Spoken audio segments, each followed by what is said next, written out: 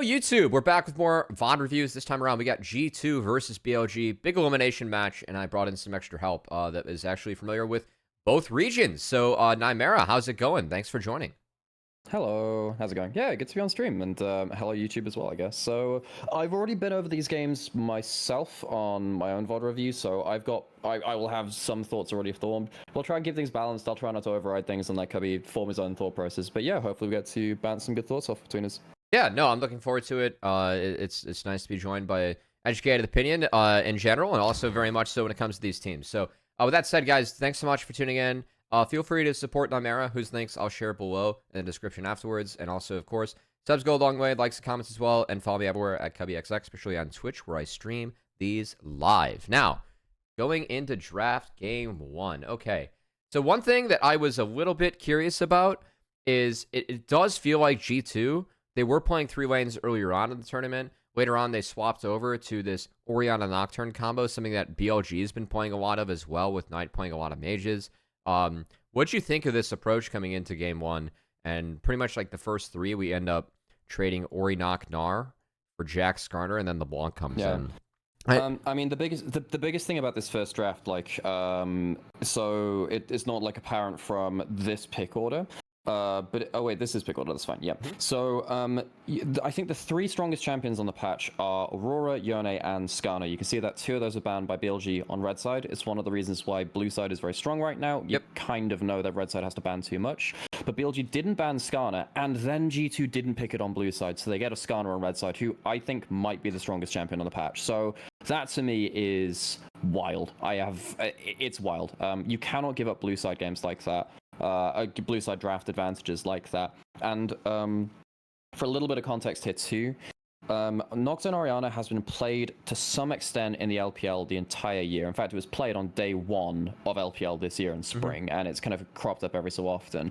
And it's okay to draft trap people into it if you're against a very squishy team where the Nocturne Orianna can go in and just like immediately blow up people. If you look at what happens over BLG's team, as soon as they see the Orianna, they lock in Skarner, who doesn't care about shockwaves, too tanky. Jax puts up Counter-Strike, same thing. 2 people that can build Zhonya's, and the Kai'Sa and the LeBlanc, and then they have like their own shields or blinks and stuff like that. And an Alistar who can press ult. So you've locked in knocked out Orianna. That can't do anything this game. You have to overforce everything onto like one person, and you cannot finish the rest of the fight. So for me, huge draft slip by G2. Yeah, this is the answer that we saw FlyQuest and other teams going with too. When you see the Noc Ori, just slam as much HP as possible early on. So I do appreciate this quite a bit from BLG. Also, it's pretty common, like, we've seen Jhin Ahri be the answers to it. I think the Blanc Kai'Sa, we still have some ways to play out.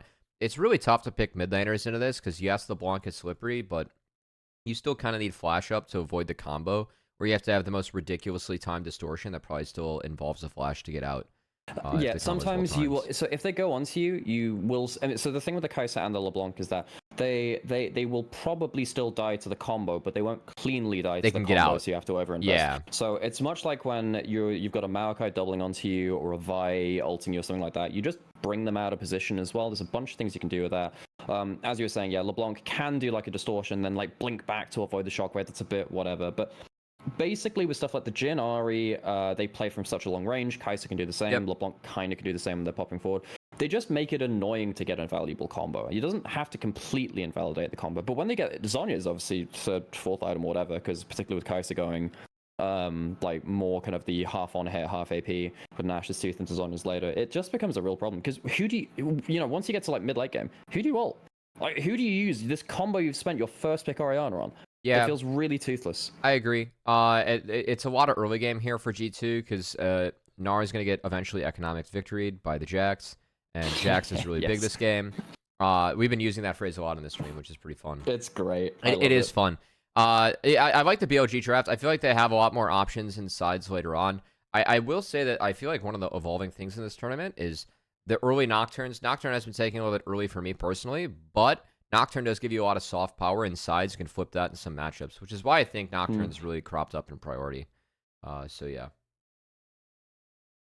Yeah, Nocturne has some like decent other use, right? Strong early duelist, even if he's not the person that's going to run into your jungle and like assassinate you like a Lee Sin can. But you really can see Nocturne just be a real pain if you have to try and walk into him. So there's some decent kind of extra value you can get out of him. Yeah, I feel like BLG, their draft gets better for me with that because they did take solos that can kind of be impervious to Nocturne in terms of the which I did like from their draft as well. Anyway, I always pause for runes. I don't know if we have any like biases or preferences here as to like what's good or what's bone not. plating on LeBlanc is important. Yes. Because one of the reasons we've seen a lot of first pick Orianna is because it's very lane dominant. We haven't really seen a lot of answers into Orianna. If you are very good at LeBlanc, so Knight, Showmaker, the two which I really think of, who are actually actively picking it. Obviously, you've got historical players like Chovy and Faker, which have good value out of it too. But having stuff like the bone plating allows you to kind of like take a harder first trade and get away with it with an electrocute. Also, like, just given that you're reducing flat damage, I mean, you're going to get all 3 to proc if it is not Gory comboing onto you, which that's going to save you like 200 health late game, which is pretty big. True. Yeah, I normally think of it as an early laning rune, but it does have for sure. Yeah, it is in this scenario. I do like. Another thing here too. Kai'Sa, Alistar, really bad level 1. What we've seen a lot of lane swaps do in this tournament, and again, this is a whole. We've had a conversation about this over Swiss and everything. You do lane swaps even if you lose a plate or 2 on bot side, just to get to level 3 or level 4 in your bot lane, so you don't have to face level 1 with a disadvantage. Yeah, I like this swap. I didn't bring it up in draft. I would have actually denied the Kai'Sa because I do feel like the BLG has the low damage core first 3. Kai'Sa allows you to reposition and also just. Like Kai'Sa is just enough damage for your team. Yeah, so G2 in second round of bans, I think they Xayah, banned Ezreal, Xayah. Yes. Xayah, Ezreal, which, I mean, getting any of those 3 through is a bit of a problem because all of them either outrange or just manage to get out of your combo. So but once you get to that point where you have to ban 2 out of the 3 and the third gets through, you're kind of a little bit screwed anyway, but yeah.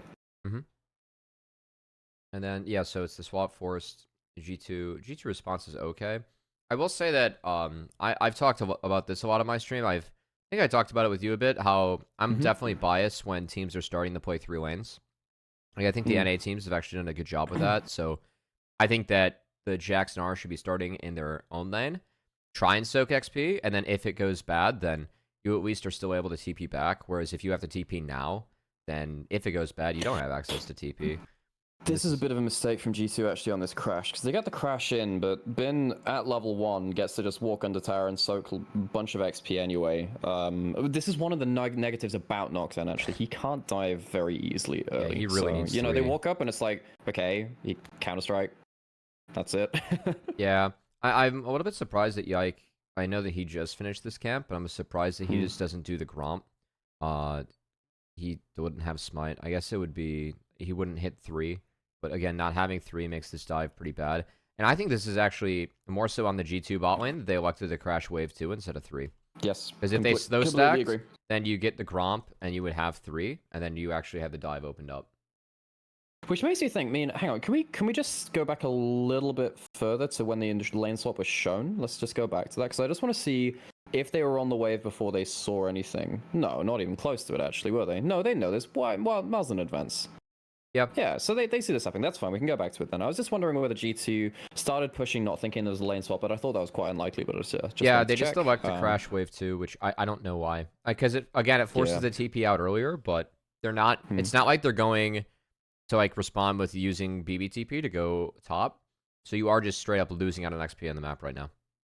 This is also another reason why we see more Jax very good in lane swaps like this. Counter-Strike is the level 1 ability, very, very good at surviving stuff. Yeah, I really liked how like Impact's played it with starting in the lane. It's really big because it's wave 2 crash. Oh, I actually haven't liked how Impact's played it, but that's a separate thing. Oh, I've liked at least like how he tries to farm out 3 lanes with Jackson swap. You can't do it because you're strong level 1.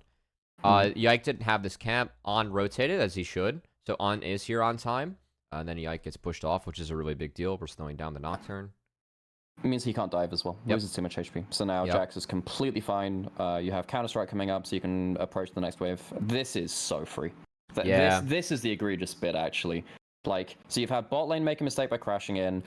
This is the thing which I talked about when I reviewed this as well, because this is a thing I've seen from multiple teams, which is when you do lane swaps like this, you can still get opened up in mid lane quite easily, because what we see here, this is really good from Knight actually. If you just go look at the lane state just as Shun comes in, that wave right there is horrid for Orianna. She has to walk up beyond this little wall in mid lane because Knight has let Caps push into him, frozen it slightly further up from the midpoint, and it means that Caps is well out. This should still just be flash gone, but it's still going to be a real pain because he's going to lose this whole wave and a load of XP because of Knight's lane positioning here. Yeah, we have seen Caps be able to sidestep some of these ganks, which have been really well played, but this one he did not and gets comboed, which is very bad. Let's see. I also like for BLG, like in this scenario, part of the reason why these swaps end up being good for some teams is that level 1 ADs are fine in the top laners. Just you have D-Blade and range advantage in a lot of cases. That's really good. So having Elk get solo XP up here, does it hurt Jax later on a little bit for the matchup? Yes, but usually Jax is behind in this matchup, and now Kai'Sa is going to be very accelerated, which is huge in terms of XP, which is really big.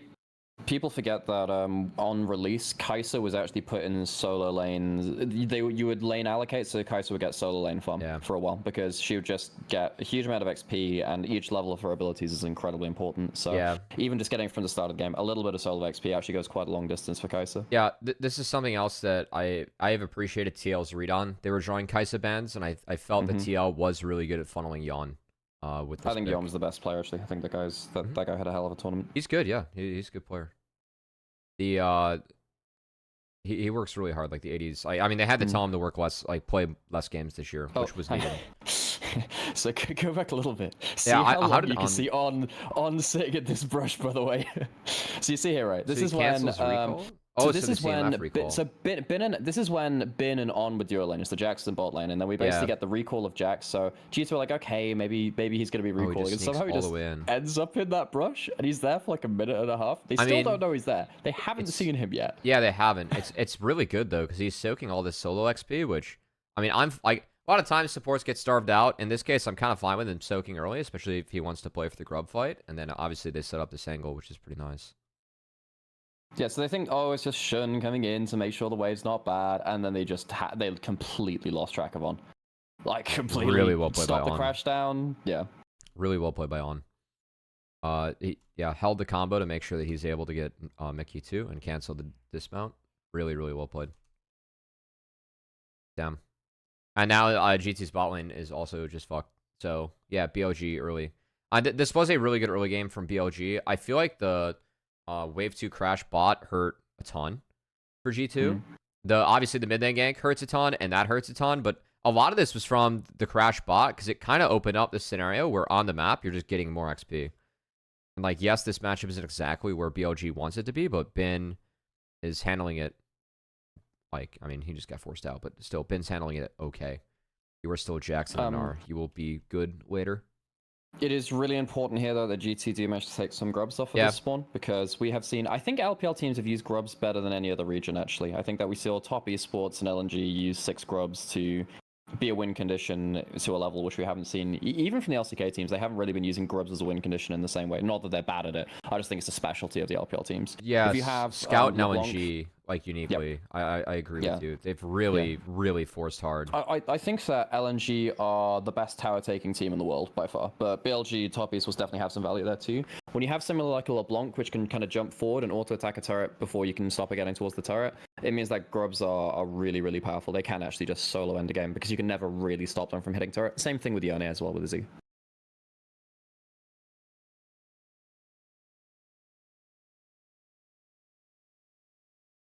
Let's see. I mean, from here, like, ends up being Drake for BLG. That's fine. I still, like, I'm always so surprised at how useful Bin is in these games and how he's able to get his way back into these games. I do, like, I know BLG struggled a bit. For me, Bin and Alk have been the 2 players that have still been, pretty damn good on this team.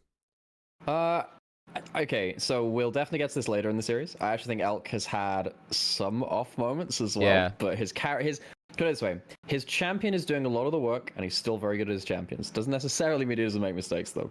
Yeah. This is a good escape by BB. Really yeah, good escape, that was actually. a really nice R here.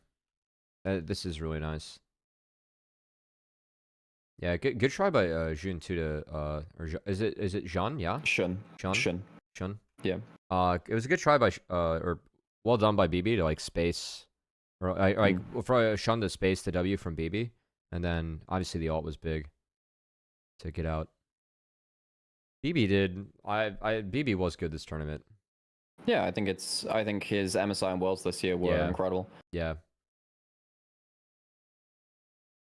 You know, I think most of the time one of the biggest diff between East and West typically comes in top lane, actually. Yeah. A bunch of Western top laners are like, oh, they turn into international event, and they've been telling their team all year, oh, we just need to enable top lane, and their team's like, well, it's kind of easy to just go through bot lane, and they're like, well, this is what happens when we go international against a team that can actually enable the top lane. Yeah. That's a problem. And they get blasted. I really feel like the last couple worlds has been dictated by top lane. Zest last year, yeah. Yeah, and even before actually. Even Kingen just dropping stuff and just like showing up at like these insane angles was really big for DRX, right? Even if he wasn't the perma carry. Sure. Well, and then it was the Graves top meta in 21 as well. Yeah. It's been a bunch of really obnoxious top laners for a while. Yeah, and like the Shy in 18, like him and Nuggery were big. So coming up to this Groves fight, it's a good swap from BLG. 6, On has 6, Mickey doesn't. This is partly because of the XP you were talking about from On earlier, I suppose. So watch that should mean BLG have a much easier time of it. Is a red side grub pit start, so it's a bit harder because of just walls working against you. Geography is actually important. I think Mickey needs to walk mid here and soak for 6. Instead of I think walking. the cast actually called that out. Actually, I think it's happening live. Yeah, that's a good call actually. I mean, if he does, then he would show himself immediately. And they are trying to play for top wave too, but if they are just drop top wave, he gets 6, and then him and Mickey's trying to get like one of those kind of cheeky, greedy wards, I think, but he gets punished for it. Should have let him kill that ward too. I mean, he's that close, unironically.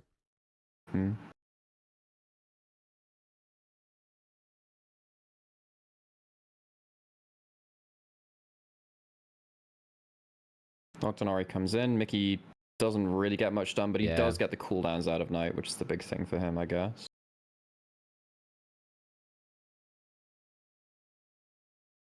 Good flash by Elk. It is, but it means he's now in the pit with no way out. And he's used his ult, ult, he already burned his R. I didn't see that. Yeah. Oh, so use that to get onto the Mickey kill. I don't think that's worth. I guess it does get him past the caps. But I actually think so. I think as soon as you see this, you need to flash. So this is really good ball positioning by Caps. You can't go up because you'd still be caught on the other side of the shockwave. I actually think you have to go down, but then you can't because BB's coming up. So he is just screwed. He's just dead. So you go what 1-for-1, blow a bunch of summoners, ends up being a 2-for-1 grub trade. This is way better than it should have been for G2, considering that they don't have support ult in this fight, which is insane.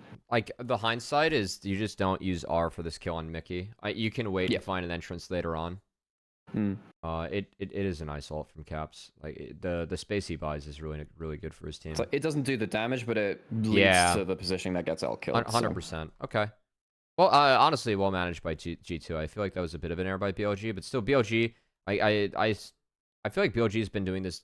I mean, decently well still in the tournament at times, where the Jax is just bought, so Ben just gets back in the game from this straight up. Like, yes, they lose the fight by a little bit, but Ben's kind of just back in the matchup, and they get a TP out. Yeah, that's the other thing, right? Because it still ends up being an even-ish fight. Yeah. I suppose you can say that the cooldown advantage somewhat goes to G2 because they blow more flashes. Yeah, which is quite important for your next Nocturne Orianna combo if you can get it working. But getting the extra plates onto Bin is, I don't know, economic victory. It is a thing. Yeah. Especially in this kind of draft as well. There isn't really much which deals with the Jax. Yeah, even at this point of the game, I feel like Bin can win, or at least will be close to matching the Triforce and Gnar, which is where you win. If you're matching Triforce and you're Jax, you win. This is super disrespectful, G2. They have no teleports on solo laners, and they Hans didn't flash this. Well, I actually think if he flashes, he still dies. So if he flashes, Shun follows with flash ult. So I think by the time he gets, if you pause it like here, like, if you pause it just as like Shun's going on towards him here, as soon as they see him, basically it's like, well, if you flash the wall stun, he will probably just flash ult you anyway, and Elk has his ult back up, I think, in the next few seconds anyway. So I think probably saving flash is okay, but why the hell are you looking for this when you're soaking waves and side lanes? I know it doesn't feel like you're looking for it, but you have no teleports in your solo lanes. Yeah, there's zero power for this. There's zero reason to walk up. Knight has teleport and also just has mobility of LeBlanc. He's very likely to get towards this first. You are not finding anything here. Yeah. This is really disrespectful. Yeah, it is. Props to BLG understanding that they do have two pushing sides and they can afford to walk down or look for stuff like this. They're just trying to carve out a pocket. Like, how many people would be taking that play with technically solo laners off the map because actually they weren't in those lanes showing like it's that? Bad. It's not good. And then yeah, the G2 gets a little tempo cucked here. I mean, it's not a bad extra looking from BLG. Though I think maybe Elk mispositions his ult. I like this look from BLG a lot. I don't think I don't think Caps can go hit this turret. Like, he only gets a plate for it, and there's his flash, which is a good punish. Caps, it is a nice R from Caps. I don't think Elk. If Elk goes deeper, yes, Caps still has flash, but I think he's positioning to get the W. He could have been on the other side of Caps, but at least he's still out of tower range. So I think it's just to get the flash play. Like, maybe he can kill, but he has no flash of his own, so he could get stuck. But this is also some of the power of just look how quickly BLG go across the map with the Kai'Sa LeBlanc. Yeah, it's good. We've seen a lot more slow play scaling up into W poke bot from Kai'Sa. You forget that Kai'Sa is one of the best side lane AD carries in the game. Yep. Your ability to threat is so good. Caps, but yeah. So I know G2, and this is bringing back to a point you said earlier. Now you're just kind of G2 are looking to play on more lanes than they I guess have the cooldowns for or the safety to. It's a good pick off here though. This is like because BLG then overstayed, but it's a good response. Yeah, each team tried to hit a turret when they couldn't. Yeah, I was like, in theory, you run BLG across the map here, and it's quite good. I don't mind Knight waiting that brush. Like, he's trying to get cooldowns up. Yeah. He just overstays. He shouldn't have gone the bloody turret. Okay. Good response from G2. But yeah, that first sequence, like, definitely something that Kai'Sa uniquely brings to the table. If you get mid-prio, your ability to impact both sides is pretty big. Or play into sides as Kai'Sa, pretty big. Yeah. All right. I mean, this is a fine response from G2. So BLG is a little bit late on tempo, but the Kai'Sa still is able to clean up the next wave. So at least G2, like, they did sack something and stayed ahead a little bit. So they can maybe have first stand the map here. Yeah, no, considering where G2 were at, this is actually not bad. Yeah, no, this is a decent sequence. Okay out of grubs, do something in a side lane, get a kill onto LeBlanc, which is nice. Every time LeBlanc is off the map and dropping... oh, this is insane, by the way. Look how quickly he just moved across the map again. Like, they get the Monster Energy Blast Cone, and yeah. That's it. You can't say that on broadcast because of Red Bull sponsors, but I mean, tell me Chemtech plan is not just a Monster Energy Blast Cone. And look at how sick this is from BLG too, just knowing that, like, they got top in.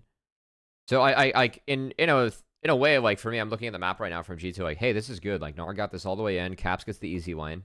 We're getting Ori some free farm, right? Not threatening on the side. This is one of the arguments against... Well, if you freeze at an improper time, this is one of the arguments against it. Right. Because Caps is trying to freeze on the other side of the map and say, oh, I just don't want to interact. BLG forced an interaction by they just absolutely it towards another lane. Yeah, this was really sick. Because, like, I think even on the cast, if I remember, they said, "Oh, BLG are too late." No, they're not. They are super mobile across the map. They get the chain, and even with the flash, it's just you have so much terrain scaling. You've got the plants, you've got Skarner going through walls, you have LeBlanc hopping over them. It is ridiculous. Yeah. And then also another thing that BB goes way too close to the wall. He gives the Alistair the kind of full combo. Yeah, you can split the timing. Split your timing, so he doesn't have to just immediately head pull. You can split them up. I don't think he had a ton of choice there, just because Skarner 2 coming, but. Yeah, that was really sick from BLG.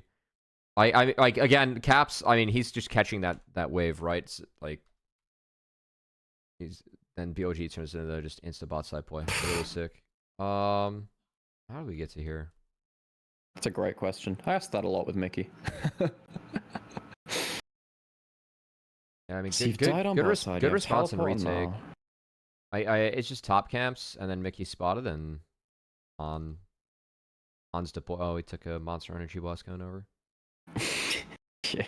Yeah, I mean, even here though, like, Yike needs to tell Mickey, hey, a Warbus drop, like, get out, right? And if I mean, even if you have, but again, like He's maybe if it's the against wall. another support, Yeah. if it's against another support, if Arnie's not an Alistair, maybe you could, you know, knock down Orianna this combo if perhaps they're a little sooner or a little closer true. or whatever. You Yeah. can't do that against an Alistair with ult. So Yeah. On does not care. It's a nasty ass CC combo. This is disgustingly powerful. Yeah. Then it's a flash for free. I will say, I at least appreciate the fact we're splitting Skarner and Rel up. I do think that's like a ungivable combo in this event. Oh, if you give Skarner plus Rel, it's too good. Because you can just, like, if Rel is flashless, Skarner can pull people to Rel. Yep. And then you still get, like, the giant fight that Rel gets with Flash.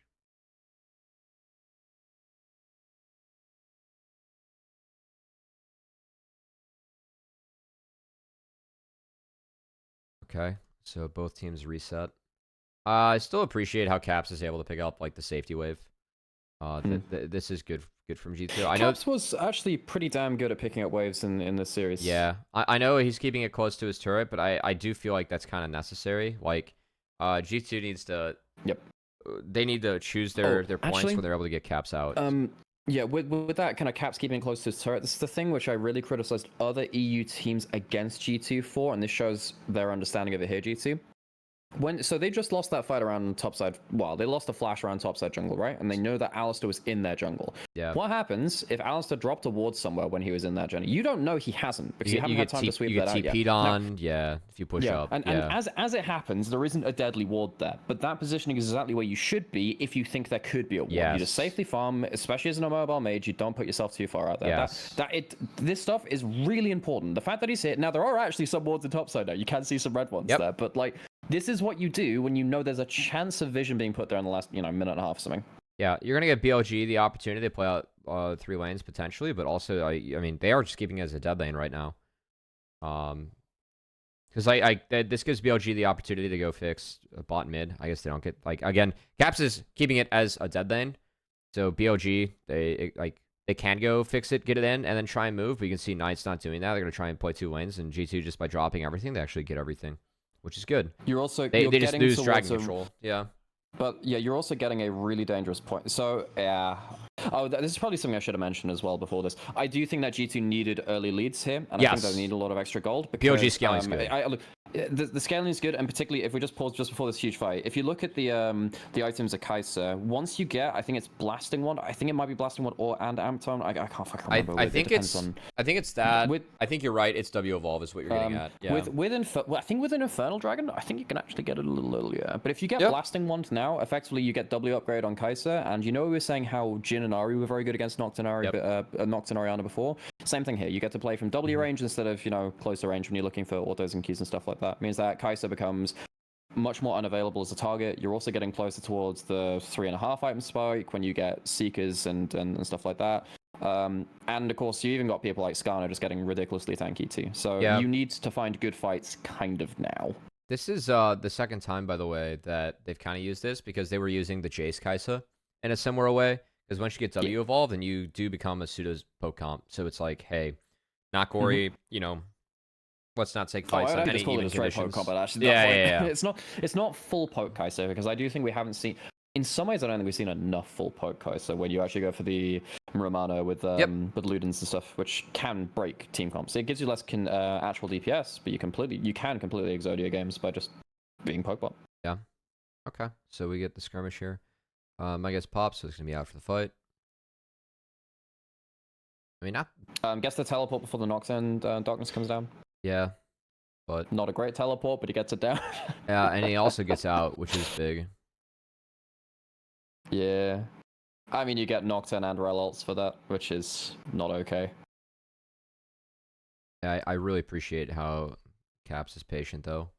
Like he doesn't pull the trigger on Knight because he knows that Knight has flash and can get out. So he's going to hold the power, and then finds a really nice one here. Onto both carries. Elk once again, not a great ult, actually. Just go back and slow that down. Yeah. That's not kill threat. This is actually not a great ult from him again. Yeah. Because he tries to get the... What he does is he does the auto reset. Because you can use your Kai'Sa to auto reset for those that don't know.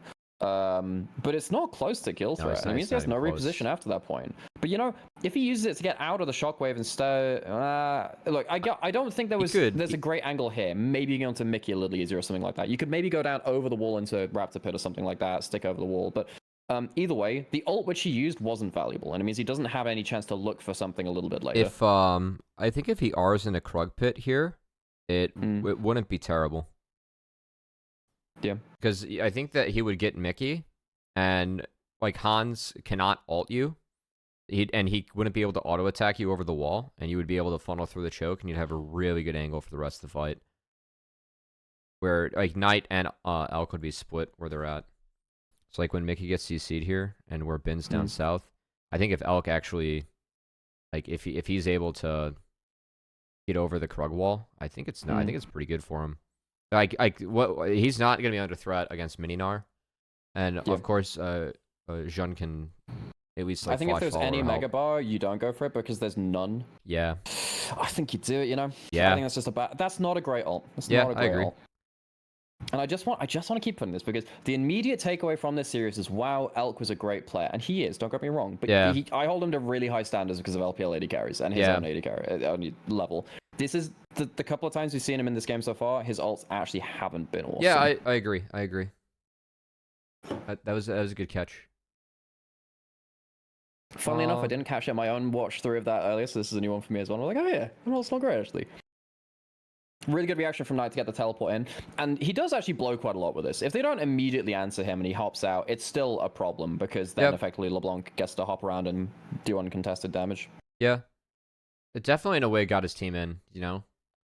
Like it bought space for On. Just the fact that he came in, cooldowns went on him, and he was able to sneak out. And then to kind of bought time for the rest of the team to get there. Another thing after that fight too, Summoner economy is so heavily in BLG's favor. Have every flash, one teleport down. G2 have, 3 flashes down. That is big. Just means that the next time you're looking for the big Nocturne Oriana, it's a bit. Also, I kind of think you should have gone Stridebreaker instead of Hexflight for Nocturne. No, I'm with you. I'm very biased towards Stridebreaker. The active with Nocturne is just too good. Because a bunch of what I've talked about for this draft is, hang on, your combo's actually not that impactful. And, having more unimpactful combos isn't really helping you. But if you have a Stridebreaker to get the slow... So, for instance, against Ezreal, this works really well. With Kaiser and LeBlanc, it can do too. If you get the Stridebreaker and then they dash away, you can flash follow and they can't really save themselves. So Stridebreaker can actually give you kill threat on more mobile targets because they can't get away from the slow. It forces an R plus flash to get out of tether. And if you flash and keep the tether going, then you're good. Look, okay, this is why you pick Kaiser, because the shield is really good on your ult. However, Elk gets hit by unassisted Q from Mickey, cleanses, and then into the rel combo. Yeah. Come on, man. At least he's flashing towards his team, but yeah. I mean, if he actually used the mini wall from Baron, it would have been really sick. Yeah. He also can just straight avoid this combo. Yeah, no, he can. I love you, boy, but that's not it. The rest of the position for the fight, even then, brutal. Mickey is still in a really bad spot. Mickey and Yike are just not in a great spot. They're just too. I will say the one thing about the flash, it's not good. It could have been better, but at least it buys space for Caps and for Hans to just not be able to follow up. And once again, BB coming out of Omega as he lands. Yeah, but look at Bin, just immediately goes like, all right, okay, make sure that Hans can't ult. Yep. Makes a massive mess out of it. This is another thing with G2 do poorly in this game. When they're going for these big combos, it's like maybe 1 or 2 times this entire game where Hans is actually in range to follow up well. This is not one of them. Look at this. He takes an extra 3-4 seconds to get in. Also, that's not good enough. Yeah, I'll also say that if Cap's got his W down here, I do think that Elk dies.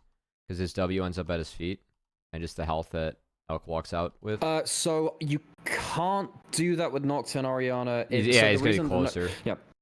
Yeah, so the Nocturne, so for those of you that don't know about the combo, technically it's a bug. It's in the game. They actually patched it back into the game. Yeah. The reason Nocturne Oriana is very good is that when Nocturne is in flight, the shield stays on him beyond Oriana's tether range. So you can ult, it'll pop just before Nocturne lands, but then it will immediately ping off him. So the E won't stay without a range. So you can't get the W unless you're much closer, which is much harder to do. Yep. But we've seen some Oris like flash forward to get it. He didn't have flash available. That's not a scenario where it was possible for Caps, but like I think that is how close it was. Because if you look at Elk's health bar, like before he shields, yeah, I think if the W ends, he's dead. Yeah. Yeah. Yeah, but Caps obviously doesn't have flash anyway, and he was over the wall. Yep. So again, this fight is kind of Mickey just again trying to get cheeky wards, and yeah, and then this is awful now because one of the great things about Skarner, you never take damage from Baron. You can just guarantee take Baron whenever you want to fight, really, as long as there's a damage source with you. Knight doesn't have to be there for the clear speed. Takes it. They wait until Elk's back alive. Take Baron, 5-man Baron with a team which farms 3 lanes really, really well. This is death this now. is game. You have lost the game off of this. You cannot fight back against this. I really, really like BLG's response this game and not worry. Like the Jax, the Blanc, Kaisa is really strong.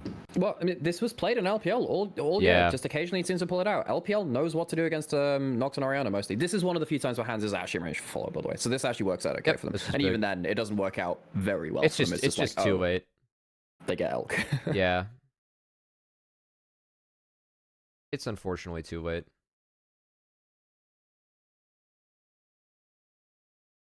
The way that BLG pushed their advantage off of this is absolutely insane too. Yeah, BB's in a side lane. BLG could be like, oh, let's go and respond. Like, no, we have a million tank stats. It doesn't matter. Oh, no. I mean, I think Caps is maybe wondering whether, I mean, it's a Baron wave. Maybe he's thinking he can shockwave the wave if Bin doesn't get there, and that would allow BB to push top lane uncontested for a bit more, but a bit of a fool's hope, really. Yeah, I'm trying to think here, because when Caps opts to check this, they do see Knight of the Control Ward. I mean, like, by Caps not, like, being here, he does really take himself, at least out of any chance to clear the wave. Yeah. Like, he did opt to walk north. I can understand it for marking Knight, but... Because then he has to fix it, and just being in range of Bin and the double stun is just brutal, though. Yeah. Also, the dissonance was used here to speed himself up, so I don't know if I don't think he has it for him and Hans, in which probably the only way that you can actually walk up, because that buys you the space from the counter strike because Bin's flashless. Double stacking is also bad. Yeah, you also it's have brutal. Flash there as well, It's so brutal. you know none of this is particularly helping. They just have a million tank stats. Yep. By the way, this is kind of why I think Skarner is actually better than your Yone and Aurora. And Cloud Templar actually agrees with this. Effectively, Skarner is... It depends on your team, but Skarner is easier to play. He's very forgiving, fits almost every composition you can play. And there's nothing which really contends with him in his role right now. Yeah, he's just too good. I think there are some other good to great solo laners. I do think that Aurora and Yone are definitely a step above, but Skarner is like completely uncontested in jungle right now. So yeah. Don't give him over when you are blue side. You first picked an Orianna that is 2k down. For me, I also just really feel like the right answer into it, Skarner still has a lot of good ways to play the game. Like for me, if I see Skarner, I actually want to be Brand Zyra. I feel like that is the best game you can play. I think and you still get picked. Can occasionally work. Yes. Yeah, it's really hard. I actually wonder whether we'll see any Kindred into him at some point, because that's one of the other anti-tank junglers with a bit more safety. Even then, it's super risky, because if he ults you and pulls you out of your ult... I mean, if any team is going to pull it out, it's BLG. True. Yeah. Shun is the Kindred guy, for sure.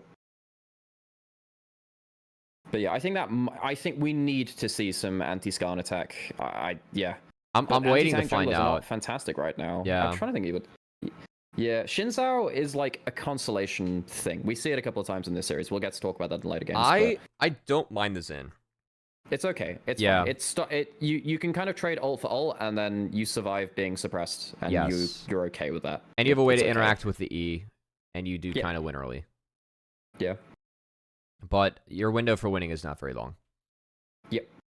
Unironically, I think Amumu was actually a decent read into it, and I'm kind of an Amumu hater. That's not bad. Yeah, that's not bad. Tell you what, this genuine props to Pain Gaming from CBLOL. I actually think the Lucian Nami into Skarner worked really well. Yeah. If Skarner runs at you, gets hit by the bubble, and you just smack him with a culling, and the tidal wave means his team can't come and support him, you can actually deal with Skarner that way. But it's not within role. You can't get anything like in jungle itself. It's kind of hard. I think the Amumu's alright, like you were saying. I think it can be fine. But even then, the problem with Amumu is that when you're in the fight, you never get out really. So you better bloody win. The problem is that you're Amumu.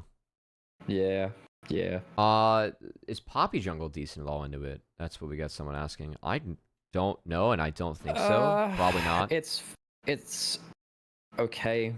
I don't think his wind up actually counts as a dash, so I don't think that stops it. Sadly. You Your can. ult's good in swim, but Yeah, your ult's good. Be careful when you cast it, because there's a chance you can cast it when your teammates are being locked in. yeah, which is hilarious. which is one of the funniest interactions in anime. By the way, later in the series when we see the Silas stealing the Callista ult, Yeah. I was wondering whether we'd see the Skarner ult, the Silas steal the Callista ult to get like the budget ballista combo where you pull someone out of the Blitzcrank coat. That would have made my year, honestly. I like what BLG is doing here. This game's kind of over. We haven't talked about it as much, but by just having been secure Chemsol. Monster Energy Blastcon. Yeah. Like, look at this. You too could be in an energy drink commercial with plays like this. Oh my god. Like, look at this, man. Yeah, it's pretty nice. Oh my god, find the that's stun on insane. the Hans too. Good backstep on a shockwave. Was that a shockwave whiff? Yeah. Ah, yeah. That sucks. It does. Yeah. That's just the fight. Oh, what? Yeah. You know how I said on rewatch, Elk has Seekers, which is the reason the W is my favorite part though. Like it's thrown in the Narnia. I don't know why it's going that way. Yeah. I don't know why it's going that way. But by the way, folks, you can press W to start your W animation. Press R to kind of like then just fire it point blank at someone's face when you land. Yes. He doesn't do that. He presses W, completely flubs the positioning, misses completely. Jesus. Elk. Look, it's still the right thing to do the fight, and the Seekers gets a bunch of value. It's still the right time to fight. Yeah. It's just not in a good way. Unironically, it just guarantees a win for them. Yeah. So it's kind of fine, but yeah. That's pretty funny. Oh, they're TPing to try and contest this? Okay. At least to get Yikes Flash from it. I actually really like that from BLG. I mean, A, it gives them the chance to prepper and pressure, and then B, getting Yikes Flash is big, actually. One thing I do like from BLG, I think that Leona's a little bit stronger than what most teams have perceived. Like, I actually do kind of agree on FlyQuest and like T1's read on Leona. But the Nocturne interaction or Ali in the Nocturne being really nice because of the spell shield, and how he interacts with that is definitely a positive. So just something I kind of think about this game. Like, Ali has pretty good value, especially in the lane swap. Yep. As you were talking about earlier. Yeah, I think one of the reasons we saw less Alistair before this is that level 1 was just not nice, and there's a bunch of lanes which caused him trouble, but with lane swaps kind of raising back to promise, it just makes it so much easier to play. I think Elk misplays this next bit a little bit too, actually, from memory. Yeah, he can probably just... He has Zhonya's up and available. He should just Zhonya's the Shockwave. He decides to wait a little longer, try to outplay with the shield instead, but I just think press Zhonya's there, buddy. Don't chance it, you know? In a sense, yeah, but I love how On and Bin play this. Because of this, he doesn't have to. He just gets to, like, he can't die. BB's no flash. If BB had flash, then yes. Mickey also whiffs, but I think it's far enough back where he's okay. It's a good R. He is, in fact, not okay. Oh, okay, never mind. Spoilers. Well, yeah, I guess Zhonya's is a little bit early. He didn't react to anything. Like, if he gets an auto or 2 down, and then like he reacts Zhonya's, maybe he gets out, but regardless, they win. Yeah, it's okay. I mean, again, like this is the problem with the comp. Even when the Kai'Sa, who is a lot of the damage, dies, who else have you killed? Jax can clean up, LeBlanc can clean up. You have used your combo on a team which does not care. Yeah. So this was a really hard draft to play from G2. I really disagree with giving the Skarner up early. I think telegraphing the Nocturne Orianna you can't do against LPL teams because they've seen it all year and they do have good answers to it. This was a rough game. I really like the health stacking and just mobile carry. It feels like there are just too many options to run that into the Noc Ori being taken so early. Okay. Any other thoughts on game 1? Don't give up Skarner when you're on blue side somehow. That's the biggest thing. I'm just like, why would you ever do that? Okay, so Bans change. They drop Nico for Jax, and they take Skarner themselves. Okay. There's a bunch of stuff going on here because there is. do think that because I think the first 3 picks from the first 2 picks from BLG were Nico. They blind picked both solo lanes, which G2 really punished. They really punished this. I think that Nico is a good early lane into Sylas because Sylas really hates most early lane matchups right now. It's one of the reasons we don't see him as much, and it's typically as a counter. G2 did pick a very heavy melee dive comp already on 3 picks, so I don't mind going towards the Zyra and Arta as 4 and 5 because they're very good at anti-melee kind of brawler comps. But even then, seeing the Zyra locked in from BLG, the Ezreal also answers Zyra by outranging really heavily. Zyra doesn't build lifesteal in her build right now, so Ezreal can just poke her out and stop her getting to full HP. Ezreal's really big this game. Like being able to deal with the first 3 that BLG has and then Zyra, it feels like Ezreal just gets a ton of value in this draft. Yep. So I think BLG need to have stupid good early lanes and early pathing because you have the Shinzo over Skarner in the first few levels of the game. You can't really afford to make early mistakes though, and that's really hard to ask into stuff like a Yasuo, which is really good into Gnar, because for those of you that don't know, against mini Gnar, if you destroy his boomerang with the wind wall, you can't pick up your boomerang. So rank 1 of boomerang cooldown is 20 seconds, by the way. So if you get the wind wall level 3 into him, he just doesn't have a Q for a wave, which is really bad for him. He really struggles. Yeah. I think the big thing for me with this draft and BLG is you got to be able to find 3 junglers. Like if they Kai'Sa on 3, I feel like so many more of their problems are solved. Being able to, they can still throw out the AD bans if they want, and having Kai'Sa in the first 3 versus having Xayah in the first 3 is just such a big difference for me. I feel like Kai'Sa Kai'Sa is really strong at the moment. But it just feels like if you get the 3 items on Kai'Sa, the game you can just end games based on that. And the way that Kai'Sa would be interacting with the front line is massive. And Kai'Sa would have a lot of good things to play off of too. With what BLG had first too. I think it's very disrespectful to blind pick. I mean, Gnar is an okay blind pick, but blind picking both solo laners, I think, is a bit rough. I think that I haven't loved BLG's drafting all year. I'm gonna say I think they're quite disrespectful drafters. I think that they find their way into good drafts rather than plan their way into good drafts a lot of the time. And this one's hard to play. Like BLG are a great team, but they do give themselves a bit of a uphill battle sometimes. I think more reason to take Jax away from Bin too.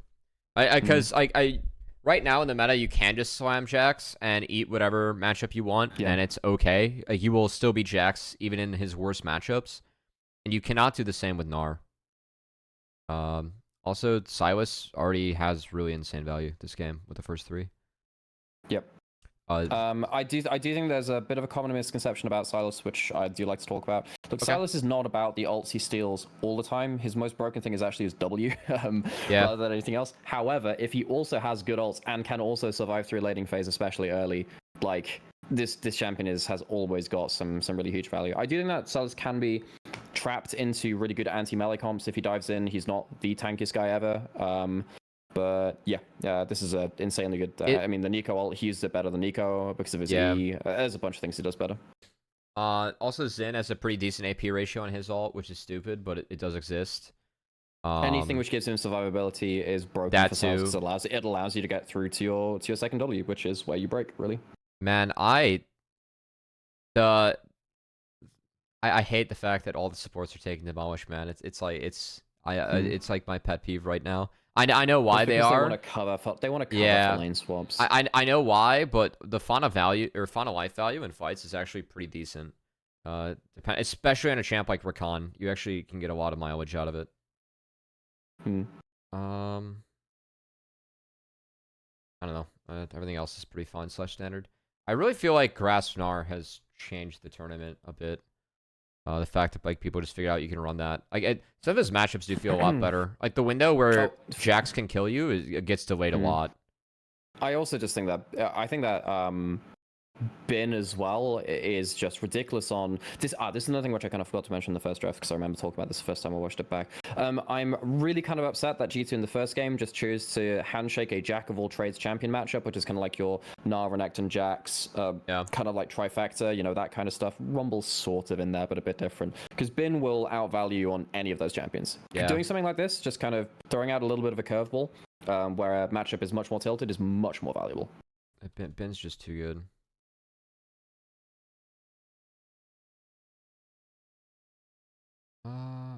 Okay. Bought the top for each of our junglers. I think it makes a little bit of sense for G2. It's good that it's matched for them. I will say, I think that the setup for BLG would actually be, I don't know, like if Knight could do this, but I think that keeping the lane in the middle and having your jungler visit after third camp would have been really good for BLG. Like if you had Shin start topside and walk down.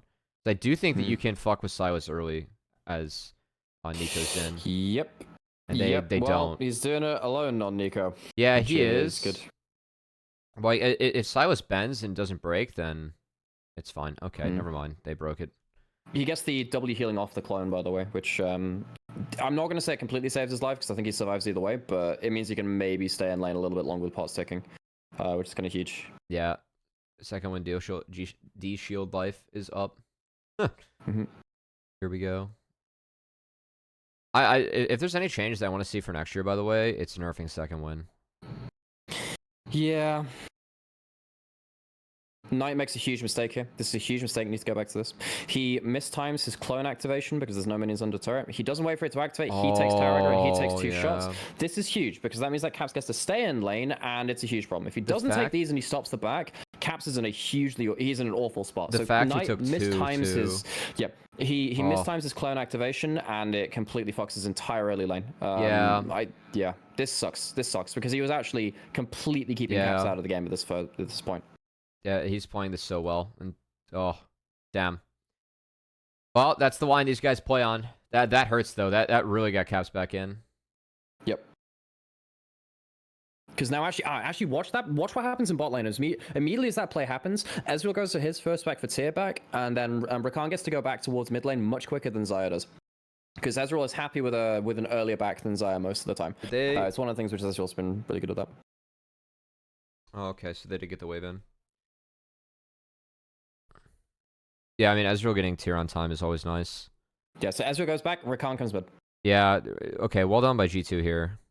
Also, but like, what the hell's happening with the comms from BLG's bot lane? Because Knight is still pushing in a mid lane. He's doing fine because he pops both pots, but like the fact that he gets interrupted in this laning phase after he's made that big a mistake already is a problem. This is really nice, by the way, because he gets a double root when Rakan tries to flash over the root. This is what happens. He doesn't care. He's like, I got this, guys. Don't worry about it. Yeah. Well played by BB2 to get out of this one. Yep. And he tanked it too, so well played. Yeah, G2 actually played the sequence really nicely. Mickey walking mid here is necessary, but the fact that he did it still really big. And yeah, really like yeah, that wave ends up being. But the wave's in just such a crap spot. Yeah, so that's just been perma pushing. So he doesn't choose to go for a back right. No, he does choose to go for the back. He has to. Perma here. Yeah, I think that Mickey should have left this cannon up longer actually. Like I know that he wants it. It wants to go back. It's already a overstack wave. So this actually trims it enough so it will stay outside mid turret. Otherwise it would overpush. Oh yeah. It's like a wave and a half plus the cannon. So that's actually correct. Good call. So that's the correct amount of way.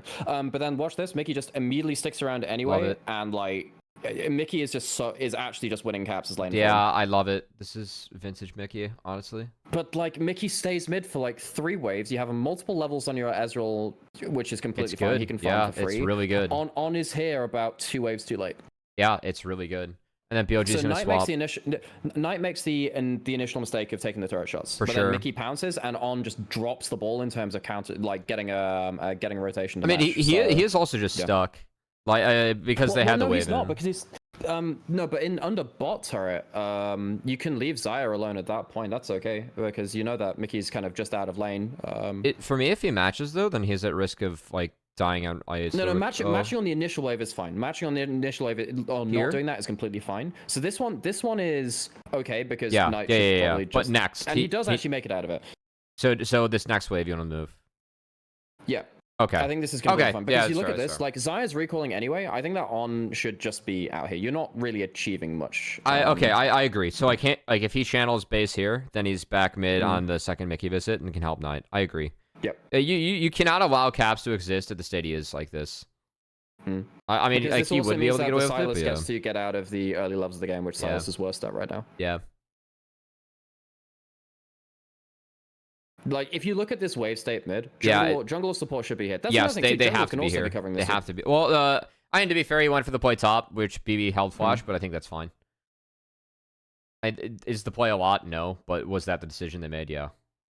Yeah. Ben at least had the wave a little bit on his side, so.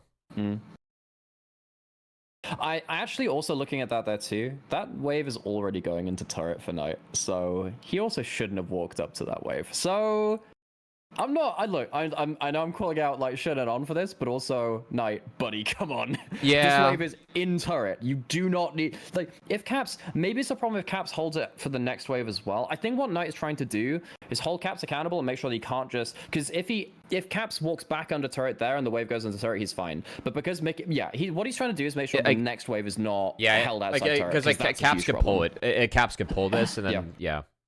But I mean, still, on being late is 100% valid. Yep. So this is like a whole. I mean, it starts with Knight tanking the turret shot, so he's not really cleaning this.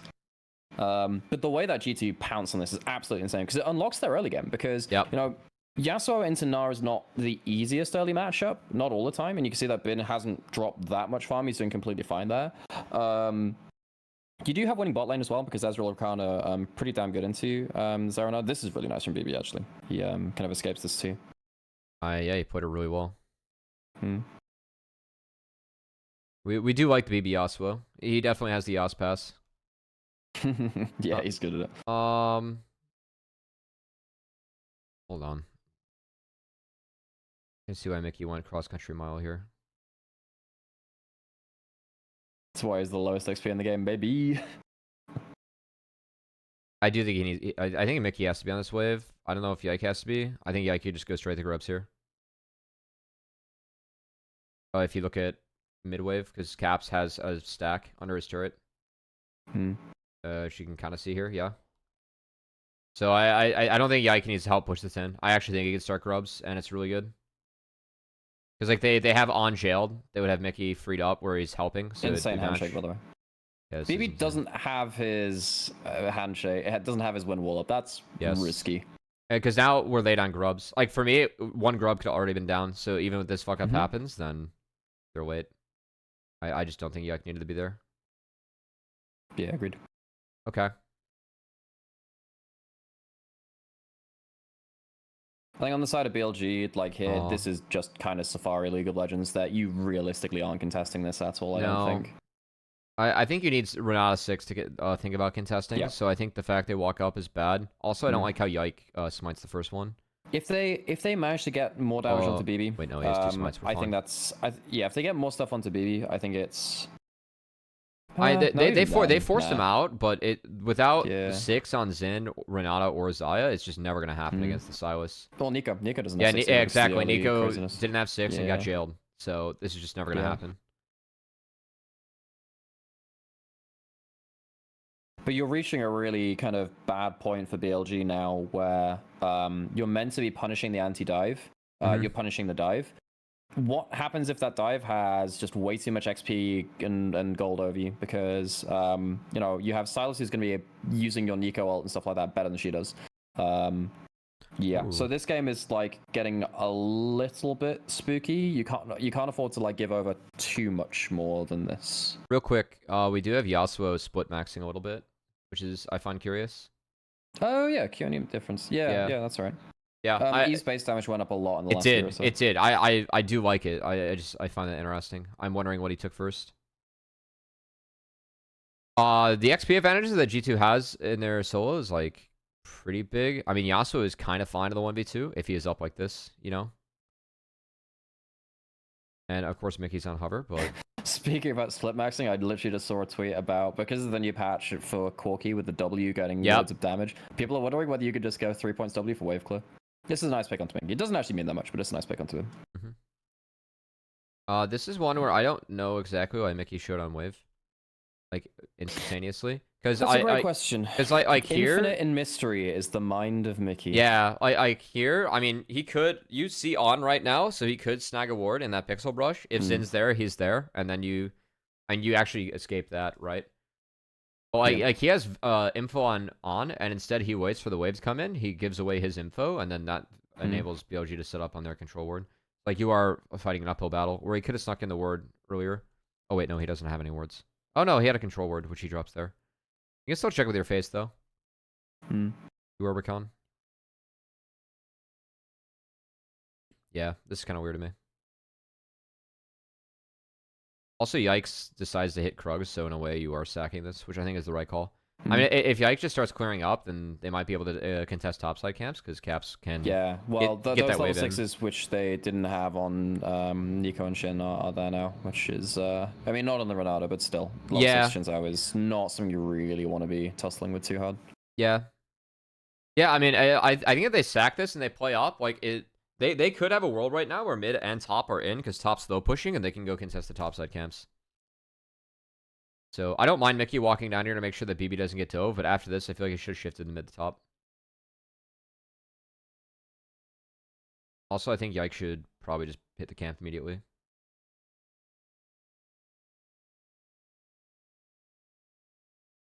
I don't know. Like, for me, there's just never going to be a play where BLG goes to hump the turret. So, I always like the rule, especially with young junglers early on. Like, hey, guys, if you're in doubt and you think you should be somewhere, take the camp close to it and just, like, stand as close as you can to the play, right? At least you're going to do something. And then we'll learn, like, when to fully drop later. But at least you're getting something, you know? So that's why sometimes, like, depending on how important it is to be focusing on side lanes or mid lane, you'll see certain junglers go from, like, Krugs to Raptors instead of Raptors to Krugs or something like that. Because, oh, Sam's set off the fucking fire alarm. 1 second. No, all good. I hope Sam's cooking good stuff.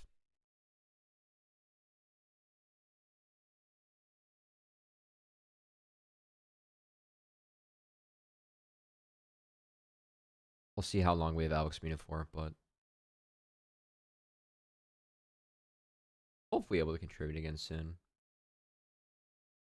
Hey, Yanya, you cash in the bet? No, not yet. He said the stream is delusional and biased about how good NA players are, and so he's going to head out and save the time.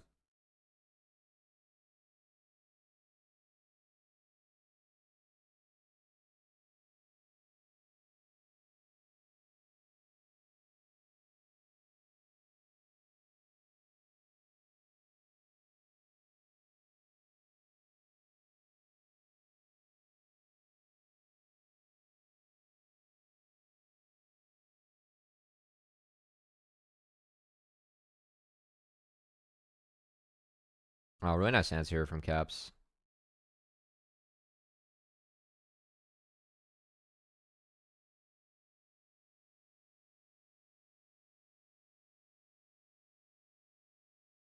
Crisis averted. Someone left the kitchen door open, and there's only no. one other person besides being here, so I wonder who that is. It's all good. Anyway, I'm interested here. Not much. I'm interested here. So Hans gets this wave in bot, right? Caps is holding mid, which is great, and GT's hovering, which is great. I'm super down for that. Knight ended up being forced back. He was on based on mana. I think the Caps has this held is really big. You're right. The 2 tower shots and what Caps and Mickey did with it from there was huge. We are at the state where Caps is kind of linking. Yeah, it's flipped the entire game because if you get to kind of brutalize a little bit more through early lane, get Caps down a level and a bit of farm because he has to back it, much like happened in game 1, right, where Knight managed to get some really good lane dominance. Then you're likely to get more pressure on Grubs, which means you can get Gnar with Grubs, which is a big thing. Maybe he can use that to trade around second Grubs or around Herald or something like that. Gnar gets to be more useful. It just buys you a lot more time, and it means that just the Silas kind of hits critical mass a lot later. I'm curious what you think of this sequence though from BLG. I've been looking at their bot lane here before the mid play. So Dragon gets taken, they get this wave in. On's base is fine. He's out of wards and he has Kindle gems, so he's gonna base and go grab that. Right, that's all good. But ends up being desync with Knight, and he walks bot. Now Grubs aren't up for a couple minutes, but I am wondering if he can kind of go twiddle his thumbs up on the top side. Because for me, they have enough vision, though they're not. Like, Elk's not at threat of being dove here. Because Mickey's 4. When he's spotted here, you can spot Mickey here, right? Because they have zombie ward. So they see that Mickey's 4. Like, for me, that's enough to know that Elk can't be dove. Between that, Control Ward, Tribrush Ward, and Crab. And then On still decides to just walk back bot. And he has 6. Yeah, I agree. Look, I think Mickey has a really good game just being all over the map, but On really drops the ball with his own pathing too. Because Renata's also not bad at getting out of lane and doing something, right? Yeah, no, I mean, especially neutralizing plays. Like if you also, have I'm also as well. You got a Shinsao who's level 6. The one kill they get is like Mickey getting randomly caught else around that first dragon. Like Shinsao Renata is a nasty ass combo, by the way. If you put the barrel on it, the extra move speed and the attack speed, really really nasty. So by the way, I think this game I actually would have preferred Braum to Renata. Yes. Because the Xin Braum is disgusting. Xin Braum is just a gross combo. So I think the problem with that is that Braum hates Ezreal Rakan. It does. You get destroyed. Yeah, you do. So that's the problem. But you're taking Ezreal Rakan to not interact with bot lane, and Braum interacting with the rest of the map is good. Is my logic. I feel like Chris plays Braum. Yeah. But I think that Braum breaks this. By the way, I think Braum is just a great meta pick in general because it's good right now. Yeah. Because you can use it to counter melee support, so people don't want to lane against you. Yep. So people want to lane swap. But Braum has such a good level 1 that he's great in lane swaps too, because he can force plays on that. You can dictate it. It ends up being a catch-22 where you're kind of damned if you do, damned if you don't. Because if you want to stay in lane, well, then you have to be a melee champion versus Braum. And if you swap, what happens if he has a really good level 1? So yeah, I think Braum has been shown to be very powerful in this meta. This sequence though is just so weird to me because like look at how long Elk's on the map for. Since like so he bases for double longsword here. Yeah. And then they take dragon. Oh, Elk stays on the map for a ridiculous amount of time this game, by the way. Yeah, I the walk here is what's weird because again, I feel like On should have walked mid right now. And then Elk can just base if On's already mid. And then you just walk back with more. And he has low mana. But like they walk. Yeah, realistically are not they waste time. Again, they have full control over bot side already. So like the only way you're gonna like actually flip this is if On deploys top off base. And then they just lose bot prio off this. And then On was on a ward, so Mickey's able to spot this. And then if you're predicting a play anyway, you've actually mistimed it anyway. Because the play comes in after. Yeah, really well played from... Oh, hang on, go back. Did On fuck up his handshake there? He might have been able to stop the Nico ult happening. No.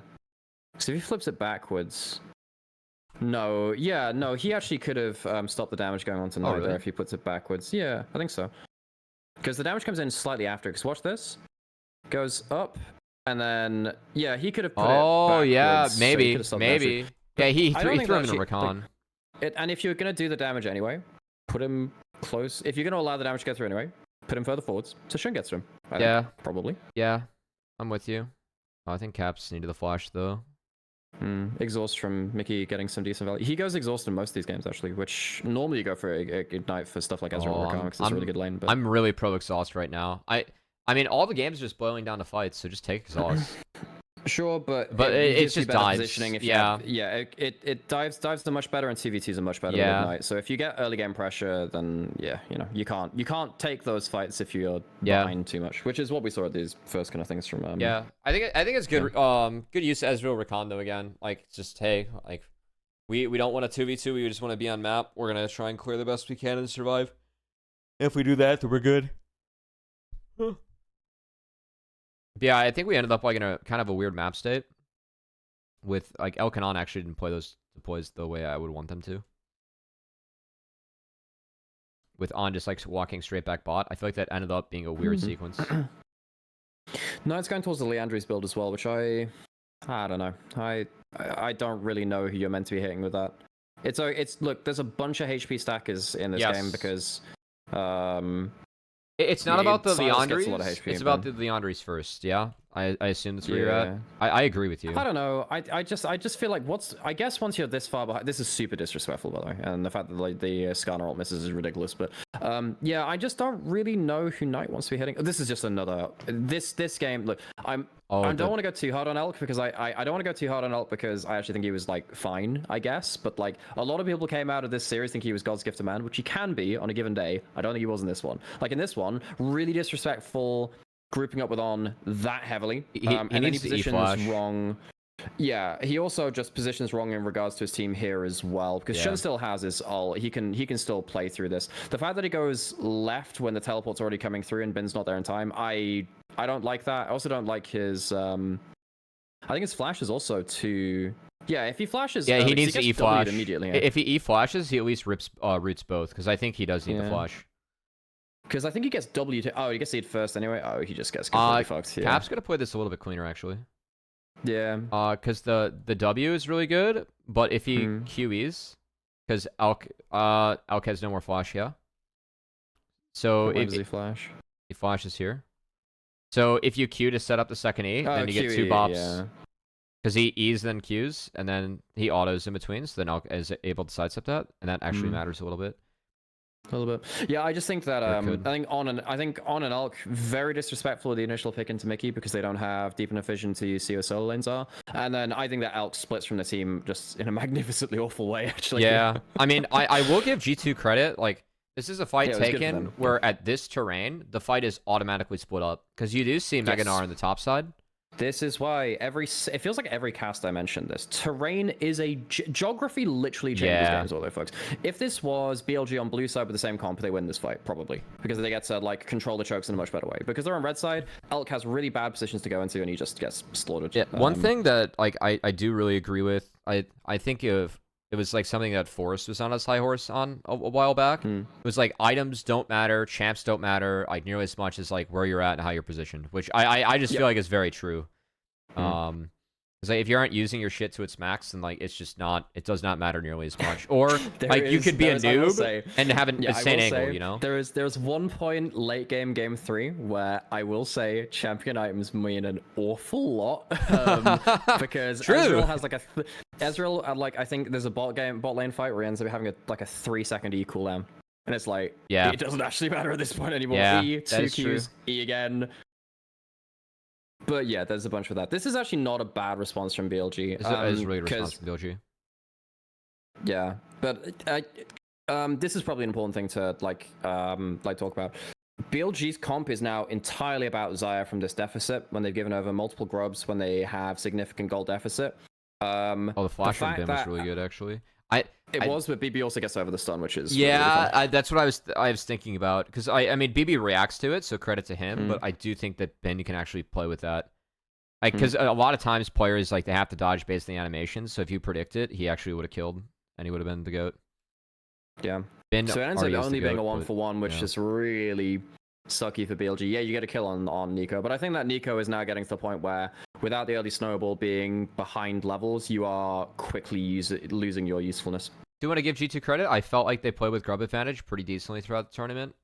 And this is one where playing out the 2 lanes they did and taking the place was good. And they managed with the caps to not give up first brick, which is really big. Him and Mickey walking down. I think one thing which BLG do quite well is they just funnel farm into Elk to just get a million. If you look at, I think it's in about 21 minutes, he's at about 250 farm. So he's well above. He's like what, 12 CS per minute, something like that, or something like that. I can't remember. But yeah, it's pretty intense. This is part of the reason why people like Xayah, man. It's easy to CS. It feels good. The does. champion definitely does fit some dopamine, you know. This is a really good escape from BB as well. Blocks out the root from Knight. There's no ult from Nico, so he can't play this out. Uses the ult to get himself a second flow shield. Mickey doesn't need to use his ult. I think it's fine. If BB goes down, then that sucks. Like, does he need to use it? No. But also, if Jun hits that, he probably would have needed it. Is my logic. Oh, does he pop it before? Okay, yeah. With the timing, it's fine. It's just it sucks afterwards. Now you're like, it does. But this is really well managed by BB and a good recovery from Mickey. And then by stopping this play, you have grub advantage, and they got first brick mid, which is really nice because it was kind of bang bang. But they're playing out 2 lanes. BLG is playing out 1, so really nice from G2. That is one of the big things, like G2 and their ability in this match to play out 2 lanes instead of 1 because they neutralized a lot of plays. And part of that is definitely because of the fucking Skarner. This champion, man. Oh, yeah. I mean, BLG, they're on red side. You kind of have to let something through. They use the Xin Sao. Look, Tien played a mean Xin Sao game into Skarner early in Swiss. And I think it's good. I do think it's good. Yeah. But I still think that Skarner is more useful and a better champion. For sure. Xin Sao means it's not uncontested. For sure. That is the problem with the B1s and blue side right now, is that it does feel like, are there answers that exist into Aurora Yone? Yes, but are they going to be stronger? Not really.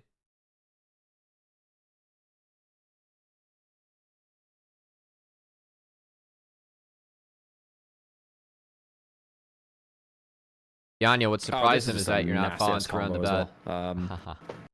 Oh, I think there was one mistake from what I remember on the broadcast, because this was something which was said.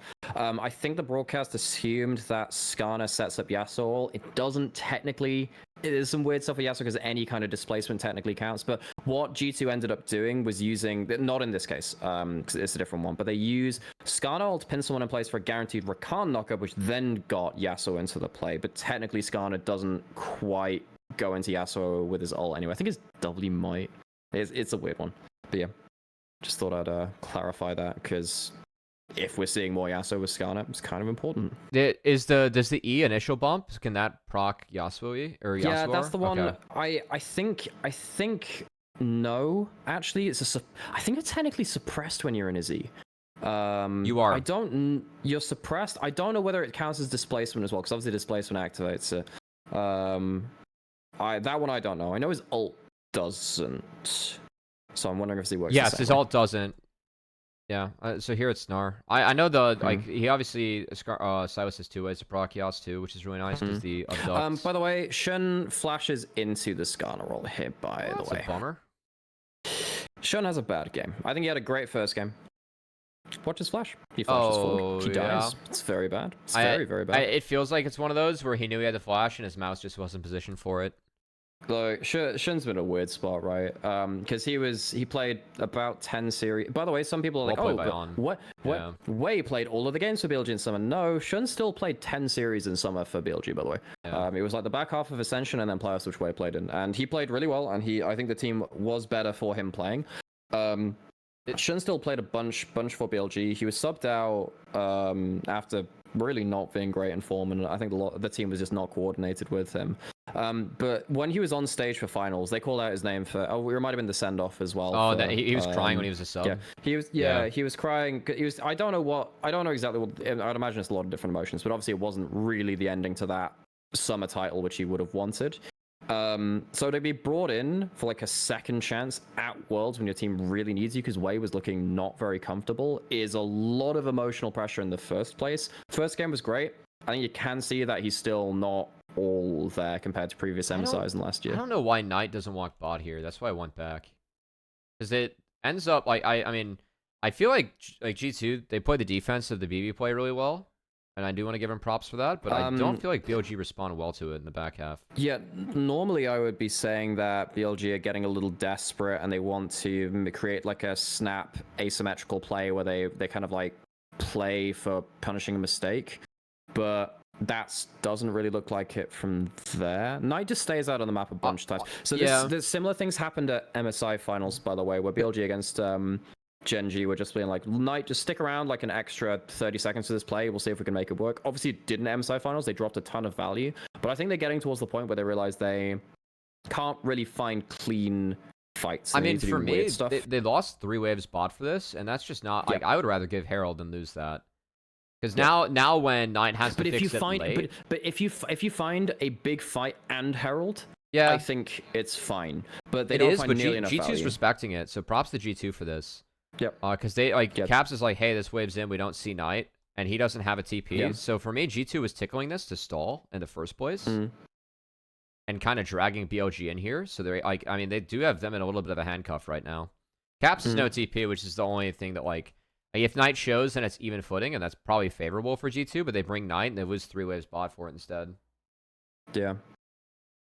So I don't think that BLG responded super well to this. I would have rather sent Knight bot. And yeah, dropped Herald. I think they're getting a little bit flustered and a little bit complacent. Well, not complacent. They're getting quite flustered here, I think. Like a part of the reason for that too is just matching the plays on the timer. Like if you give that to G2, at least you'd have timer afterwards. But by like they took that, now they have to respond because their map was on fire, and it's on fire in 2-3 lanes now, and it gives G2 this next play. And then we see this again, where uses his flash and everything. So, he would at least sack 1. So I feel like taking the Herald from BLG was bad. Because again, for me, if Knight fixes this wave earlier, then he can base and respond to this play, or like they can have another play in the map where at least they got bot in even, and then someone has to go bot before they have to respond to it, which would have been favorable for BLG setup. You could see that BLG were answering this play top, and they really want Shun on there. But Bin stays a little too far. Shun.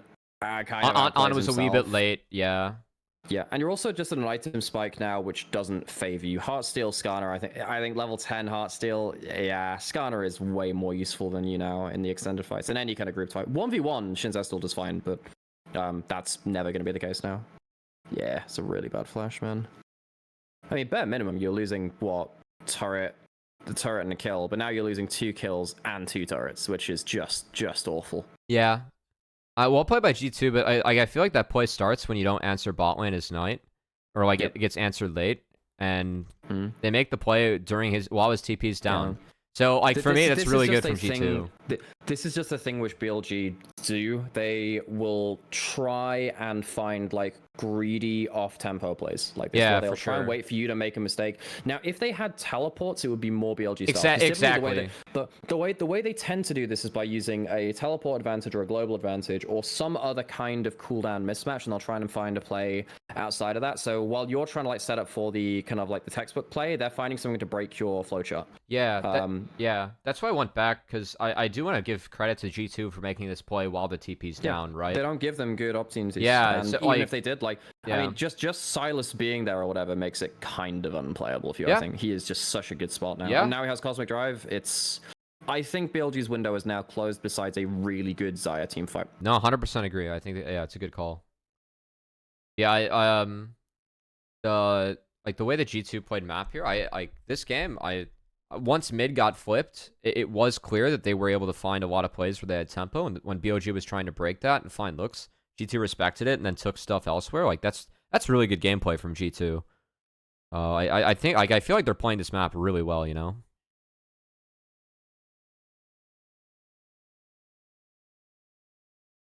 So definitely want to give them. I think that they deserve a lot of credit. I feel like for this map. The other thing which is kind of like cropping up to me at this point is like, well, you know, BLG very likely to lose this unless Alk pulls like a miracle out of his ass with like Renata, Xayah getting a huge team fight, which is already hard enough because of Windwall existing, and a bunch of other things. Is that G2, they lost a game on red side already, which is horrific. If you go through to game 3, because BLG, you know, they're going to lose one of this. BLG gets side choice and they'll choose blue. G2 hadn't even played a red side game in Swiss so far, because they'd never had, I don't know what happens with that. But they'd need to find somehow to win a red side game against BLG, where it's likely going to be a Skarner first pick, or you have to ban all 3 OPs on red side. So, like, even though this game is looking good, on kind of like a heads up what the hell's happening with the whole series, I'm still getting quite worried for G2 in that sense. Yeah. I will say, like, I feel like this VoD, though, is interesting to watch if I'm competing against BLG in the rest of the tournament, because I feel like I learned something a little bit about BLG when they are put on the back foot. Yeah, I think that LPL early games have been not very consistent. This is another thing too, actually, because I said this on I had a checklist of hope and dreams for G2. One of which was hoping that On would int more than Mickey, which well, Mickey had a bit of an interesting one. But one of the other things which I brought up was saying that besides draft advantage, which I think G2 obviously found in game 2, but there's something which they need to look for in general. They needed strong level 1s, and I don't really think they gave strong level 1s to BLG. Some of the early games were good, but in this game, right, I don't really think it BLG was about level 1 sucks. G2 early game. It was BLG, you know, messing up this early lane and mid lane and not responding to it well. Like, you need to have strong early game plans against LPL. I think that's the easiest way to upset them. I really felt the West dropped the ball, besides Team Liquid, early in the group stage. I think that the early game in round 1 and round 2 against Weibo and LNG, they were pretty good. I think that their early game actually got worse over the tournament. It could rattle some of the LPL teams. TL for me legitimately was a really good map team. I thought they were playing lane swaps. I felt like teams could have learned from how they were playing lane swaps internationally. I just think that the way that TL and FlyQuest responded to the meta, it very clearly showed that they indexed into one style, TL early and FlyQuest late. And for whatever reasons, I feel like some of it's for player strengths and team strengths in TL, and then also for player weaknesses in TL. Like, APA didn't play the most of the meta mids for the tournament, which kind of stunk, but I just think the FlyQuest approach is just better right now, with lane swaps pretty much guaranteeing that you can get a mid game. Yeah, I agree with that, but I also think that some of the ways they play out the actual individual execution in lanes of lane swaps has been a bit like Whippo has died way too much in some of these he has, swaps, which does leave you some issue. Part of it is that what I was talking about, the fact that like he starts in lane, so he can TP back, And it's in some situations it's been okay because at least he's able to soak most. And they're very clearly drafting the take top laners that can start in lane. Yeah, like and it's Urgot, just like, you know. yo, okay, just like die for a bit of XP. Sometimes that's fine, and obviously he's used to the late game. But I do worry that if you don't get enough value, you kind of end up having like the D plus Kia kind of a thing where Kingen just loses an individual matchup so hard you cannot play the game. Which is going to be a bit of a problem versus Genji in quarterfinals, but I guess we'll see how they work with that one. This is one of the great things about Skarner. It doesn't take damage from objectives, and this is just absurd. I do think, once again, Elk and On stack up poorly. They should not be stood together like that. If one of them is G2 have really good the conditions pit, to start, too. I do want to give them credit but for that. This is an insane Skarner roll. Insane Skarner roll. But also, Elk and On, once again, kind of disrespectful positioning, because what happens if Mickey pops ult and just like flash W's you? Similar thing, you don't have cleanses or anything like that. That's a big mistake. They get vision on Baron from the Xin Zhao W, so they don't necessarily have that. Oh my god. Yeah. They even get hit by the Skarner Q over the wall. I mean, you just don't expect that Skarner roll because no one does this. That's really fucking baller from Yike. I will also say I'm very sold on the Skarner Xayah Rakan combo. Like Skarner really can buff up Xayah Rakan just because you drag him in and set up for your combo. Like, the way that Skarner interacts with some supports that are meta right now is just really big, too. The fact that he has his own displacement, right? What the hell is happening with this bet in chat, by the way? Oh, there was quite heated. There was a bet made. The funny part is that PP Doc followed through on his bet, but Yanya's not. Yanya's a bit of a character. It's very fun at parties, you know, but it's all good. It's all good. Okay, we'll leave that there then. I'm having a little bit of fun with it on the side. I'm sure we're leaving it there. We're focusing on the review. Yeah. I mean, that is a ridiculous Skarner roll. I mean, you probably shouldn't stack like that. Is this an E-Flash from... Okay, it's a flashy. Well, I love this from BB2. Like, because he goes when it's mini. Yeah. Because one of my favorite, you can do like the Beyblade stuff, which is really fun. There's a bunch of cool things you can do. Like you can one of my favorite Yasuo mechanics, like there's a knock up and then you EQ to another target, but before the Q completes, you press R, so it brings the Q to the ulted target, which means you get an extra Q on target for more damage. Which of course late game when you start critting people is a ton of damage. Yeah, so that was cool. But I mean, what I was saying about BLG earlier in terms of, well, you've kind of reached the point where your Nico aren't really going to do that much. So this game is really about a good Xayah team fight. There is not a single good Xayah team fight in this entire game. Not a single one. I think there is one bit later on this game, which I'll let you know where it is, where I do think that potentially Elk could have flashed forward aggressively, and I think he misses his window, which is not often seen from LPL carries. You know, most of the time the aggressive stuff is really good there, but there's one angle maybe where he could have turned a moment in the game, but that is it for the entire game. Like G2 really just remove a bunch of opportunities from them. This is good, by the way. Just like punishing the this is fine. Split map, like that you can't teleport into this. You don't have anything there anyway. But and then G2 actually actually it's getting close to this here, where you get the now teleports behind G2 because you've not swept your vision effectively. It's a little tough for G2. If I'm Caps, I'm surprised he didn't just yoink Gnarl. Does he have it? Good question. I can't see the indicator. I don't think it is on this UI, actually. I don't think you can. I mean, I don't think... this is nice.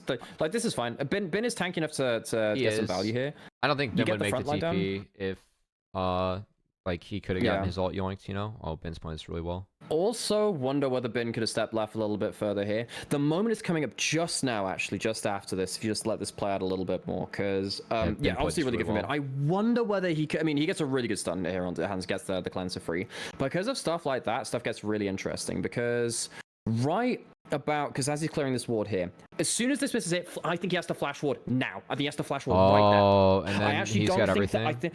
I think you have to do it right now. It is dangerous as hell, but you have cleanse, you have flash, you have barrier, you have ult. I don't think you get a better opportunity with half HP lars like this. Mickey doesn't have, he has W, but you can ult his W. Caps has just used his E. I'm with you. I'm with you. Okay, because like there are only two things that you have to R flash, and one of them was just used. Caps does have a lot of ability haste, So he does, but he has quite low mana at this point, which is worth Yeah. noting. He does have Zhonya's. Look, I'm not saying it's easy, but Knight also has ult. If BB chooses to teleport back in, you time the Nico ult to go straight on top of him. On just about to get heal back, I don't actually think it gets better than this. It sucks. Yeah. I genuinely think this is the only time this is going to work out. You have 2.5 items on Xayah. I'm with maybe you. can make something You happen. should be able to kite up a little bit too, because like to at least get a little bit closer tonight, because you will dictate the fight. Obviously G2 will want to get out, but I'm with you. I think that this is a good flip actually. Yeah. So this is like the one time I think maybe you can just try it. Ooh, I will say BB's up, so for, he would insta TP if there is a flash, but yeah, I'm still kind of with you. He doesn't have flash, so I think that by the time the teleport completes, because he starts teleporting like pretty soon, Knight gets in position for his ult. Cap steals the Xayah ult, but like that's not that useful. And if Elk gets a W auto down, he gets the movement speed anyway. So he should be able to chase after that point. So look, it's rough, but I do think that is probably the best opportunity you have to take over the game as Xayah at this point. Which kind of sucks. It's a bit of a hard one. I genuinely think that's the best opportunity though. Yeah, I'm with you. Because again, like the scaling of this game, all G2 favored, so you have to find a way to break it, and that would have been probably probably one of, if not the better angles. Yeah. I like the retake here from G2, and I think they should just go collapse. Yeah, good, go collapse on the top. Okay, yeah, they always split this out. That's nice. This is another quick thing about the Xayah too. I actually don't love the Essence Reaver build right now. I think you delay your spike. Really, it keeps you on the map a long time. I think you go Infedge into Flicker Blades. That's been the build I've liked the most. So you go Infedge first. You don't need attack speed as much as other AD carries because you have your W. You go for the Essence Reaver anyway. What Essence Reaver does is allow you to stay on the map and farm more efficiently because you're very self-sufficient. But I think that if you'd gone for Infedge into Flicker Blades, maybe you can get a really bursty team fight against a bunch of non-armor builders. I appreciate how Caps takes this when Bin's Mega, because the only Bin cannot beat him in Mega. He has to be Mini to beat him.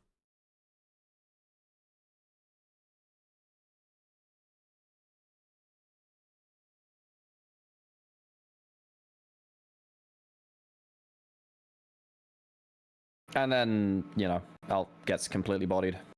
Yeah, BB shouted him. So Elk fails to have a good team fight the entire game. Part of that is on him. A lot of it's on G2 shutting him down. But the Xayah, which was the win condition from BLG, just doesn't get to have a clean fight. Yeah.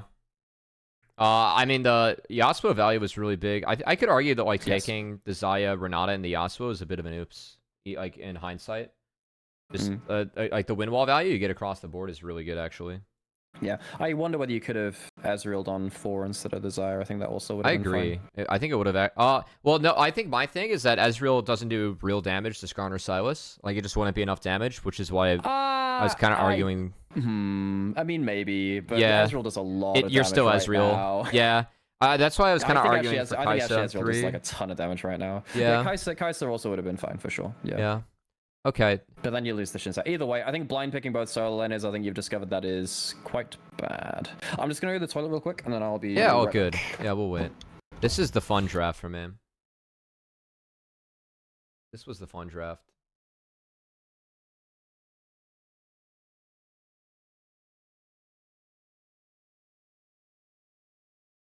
Let's see. Oh, man. It's been fun to go over. I'm tired, though. I've not had enough coffee yet today.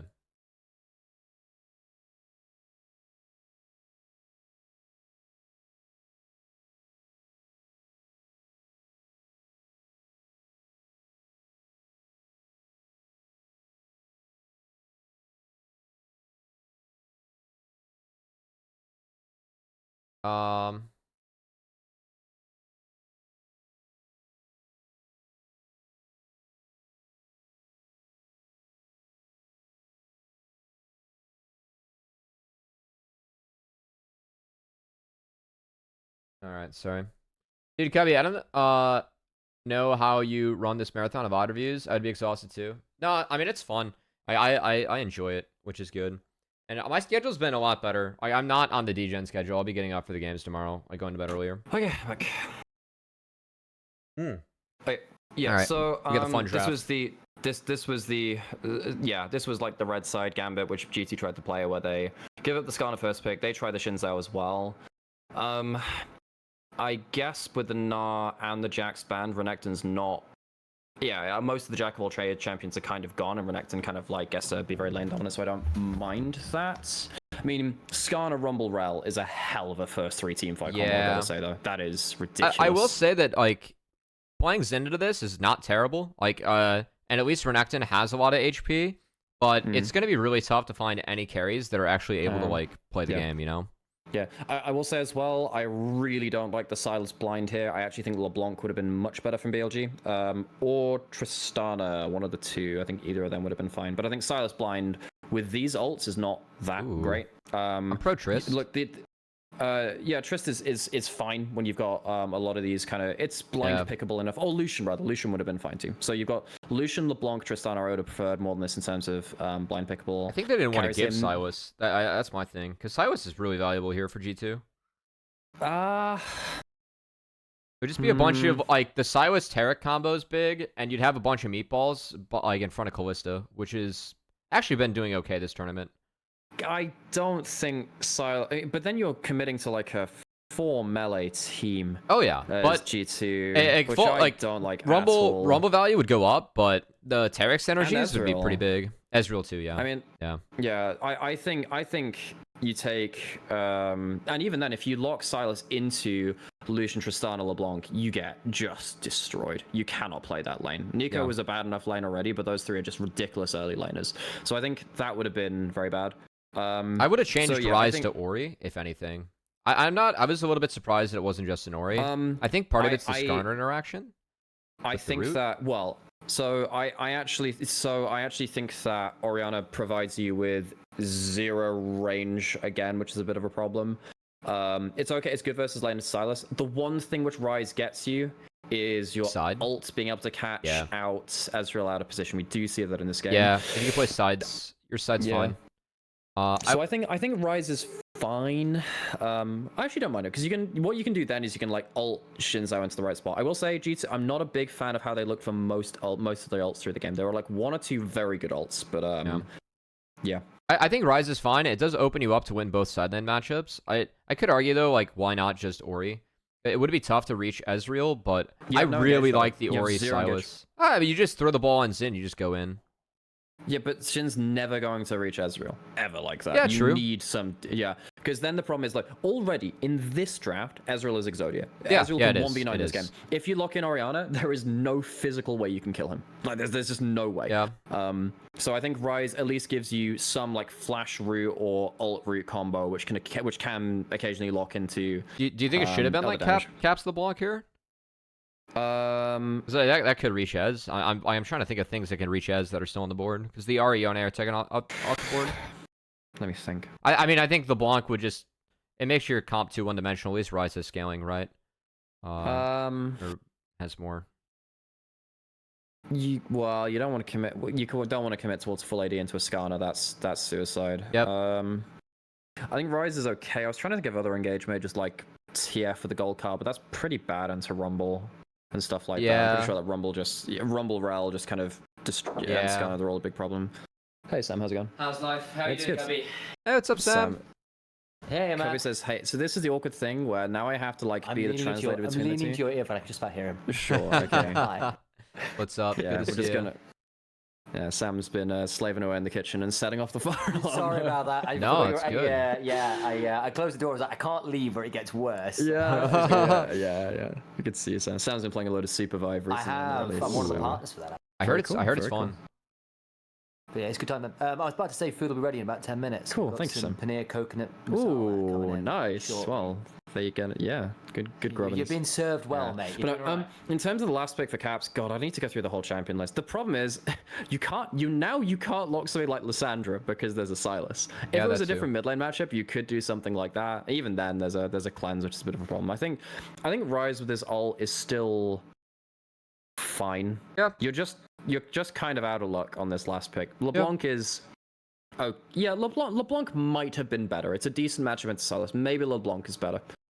Yeah, it's a maybe though. I thought the Rise was. I mean, I was kind of down for this draft from G2. I'll be honest. Like yes, Ezreal I was Thanos, really but the rest worried of it's about the okay. Ezreal. Yeah, Yeah, I was just so worried about the Ezreal because then you're like, well, what happens in the duration of double Zonyas? Which that spoiler, this does matter. I mean, for me, quite a lot. For me, if you're gonna run this, I think the mistake is Yeah. you change the MF and Ezreal ban because MF is way more reachable, and you would at least have Xin and Terracults to deal with MF. Hopefully. That's a great point. Yeah, Yeah. not actually thinking about it.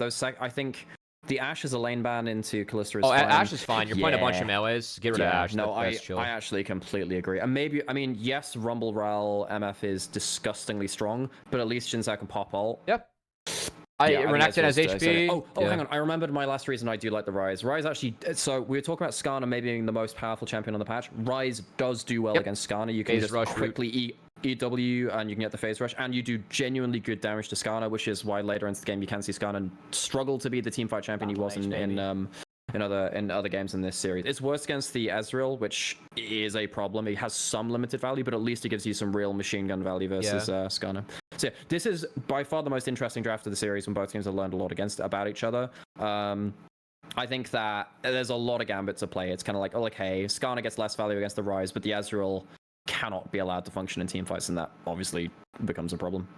Yeah, I think it's really important moving forward that like just getting into the game that they do anything and everything they can to slow down the Ezreal. Because there is a point where if Ezreal gets slowed down, you can't hit critical mass, and Ezreal doesn't have damage to deal with you. But if Ezreal gets accelerated, then the game gets really, really, really hard. Yeah. Do either team want a lane swap? Nah.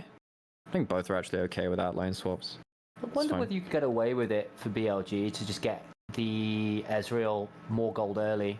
Well, it does. Lane swaps doesn't give you more gold early. More in the sense you can get to plates at least, which might. Yeah, but if you're lane swapping, you go. So the thing about getting gold from lane swaps now, it's like you need to be the team that doesn't initiate, so you get to stay bot lane. If you switch towards top side, you don't get anything off of it.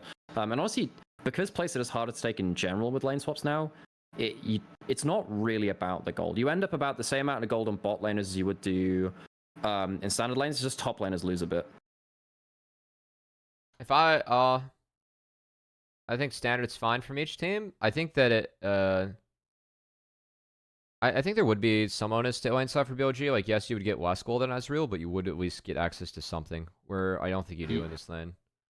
Yeah, that was my worry too. I was kind of there with you. I mean, you yeah, can play standard okay. I can somewhat see like where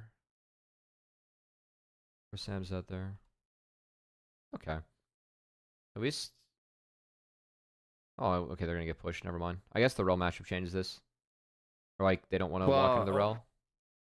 Yeah, even though Tarek is very good versus melee. Tarek is very, very good. He needs a couple levels though to start getting the hammer rolling. Yes. Yeah, just 1 point in your Starlight and you get a Starlight Touch, whatever the heal is. It's very, very powerful. Okay, that's interesting. All right, today we're in.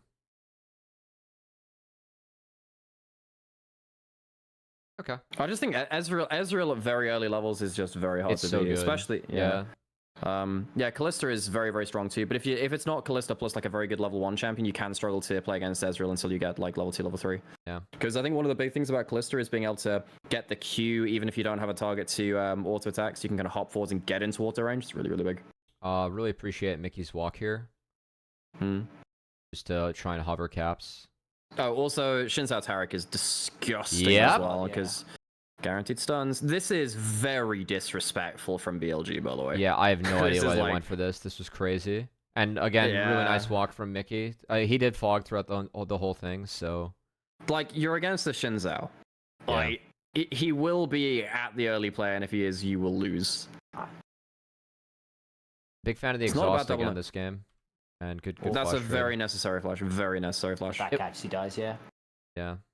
However, your wave is still fucked from caps. So this is actually very different from... So I actually think all 3 games have had very interesting level 1 to 3 mid lane wave states. I think a lot of people, when they think about freezing and slow pushing waves, think about the side lanes, either bot lane or mainly top lane.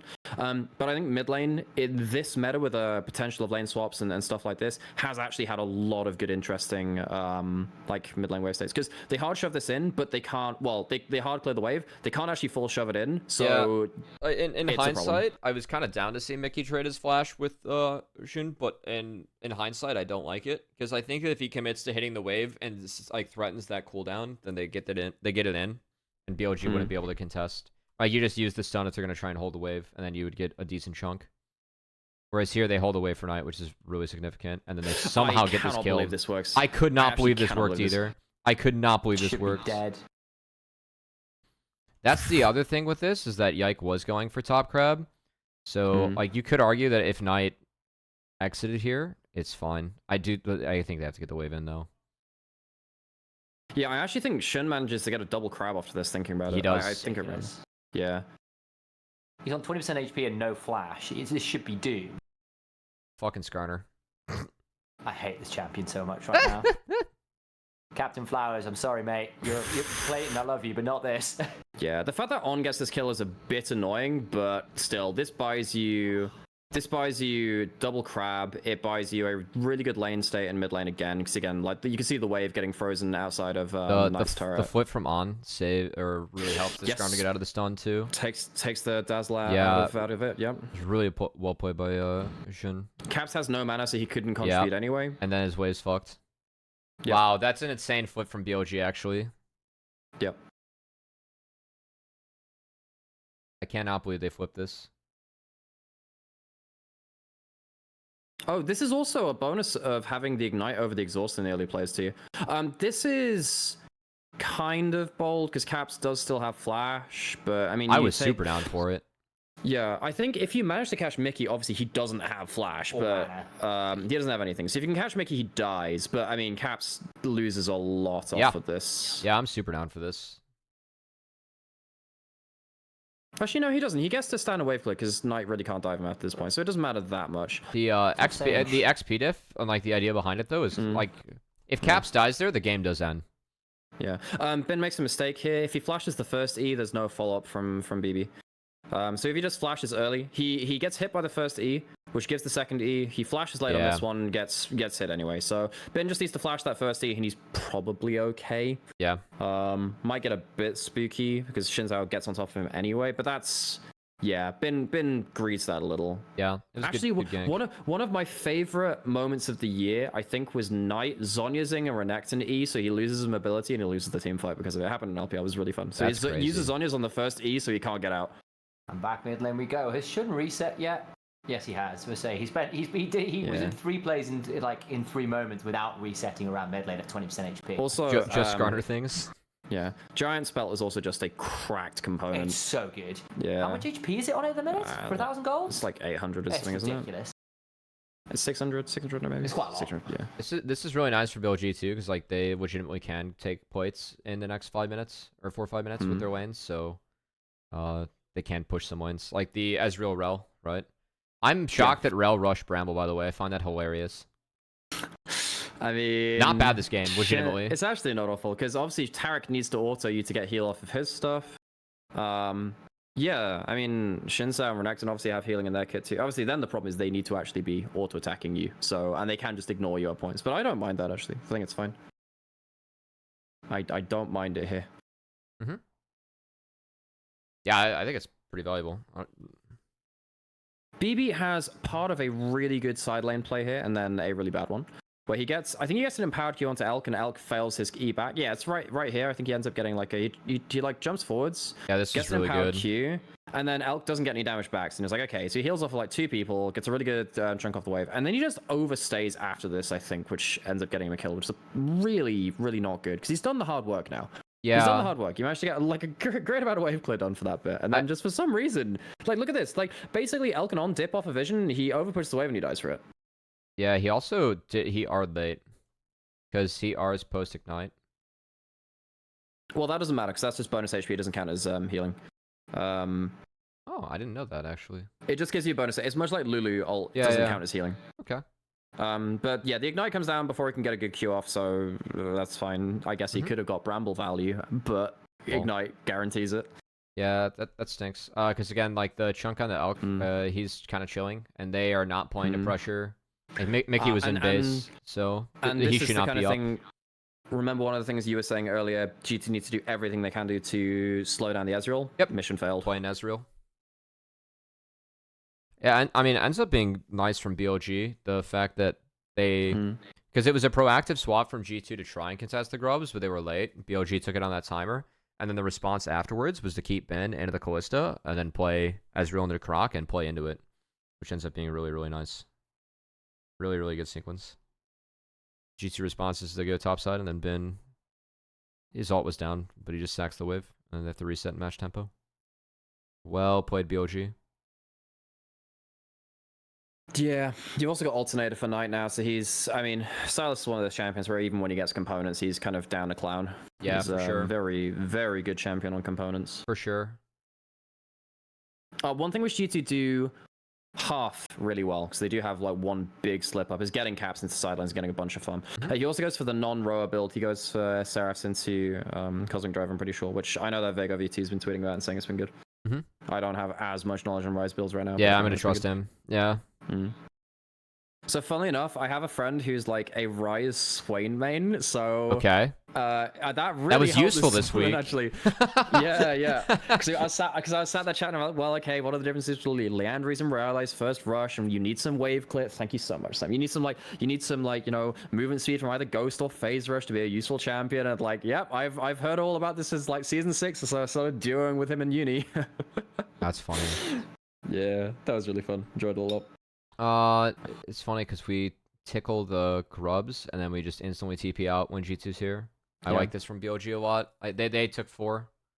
So this is something which really this good. is something which this is an LPL they do it so style well. play. Yeah, they do. Which is so LNG do this a lot. For those of you that like don't know this, it's like LNG Scout has been like he is like the American football coach with the fucking playbook. Except it's all about taking towers. There's different ways to intricately demolish towers, and one of them is just wait for a pushing lane, teleport into that lane, take the turret before they can respond. Yeah. And right here, they know they don't really want to stand and fight around the grubs necessarily. Teleport into a spot lane. Typically, Scout does it into the other solo lanes lane when they have like a decent matchup. Here they get like a brief 3v1. It's a bit awkward. They end up sharing gold on as well, because now this is a really fed rel, which is not they still have great, a 12. but... It's a 12-minute Triforce. I got no complaints. Yeah, and early gold on Ezreal means he gets to stack his tier earlier. Means that's online too. Damn. Yeah, the first grubs from BLG ended up being so big, I think, in this game. That really did enable them to open up that play. And now it's Rocket Belt, Triforce, and there's just no shot in hell that you can contest this as G2. Yep. Heartsteel is a nasty SI on Skarner. Also, if you have a half-ass fight versus Skarner, he gets a bunch of stacks for free, which is not good. I did like the Stride Breaker this game for BB. I feel like it's necessary. This is also a really good ult from...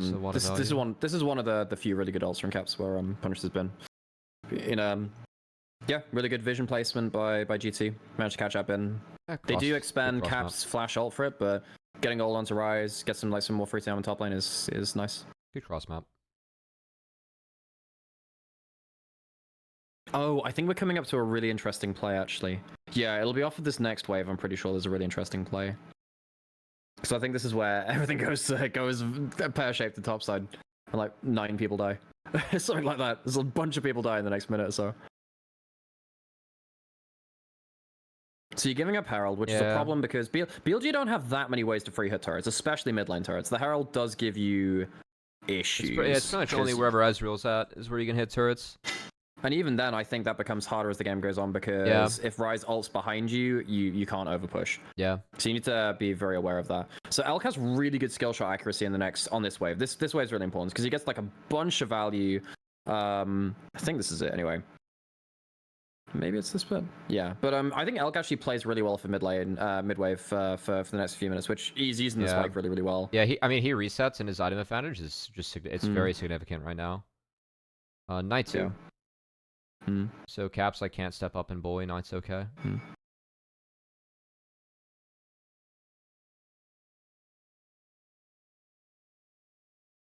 It's like the idea here from G2 to play to them. I get at least they're making sure they're catching mid high.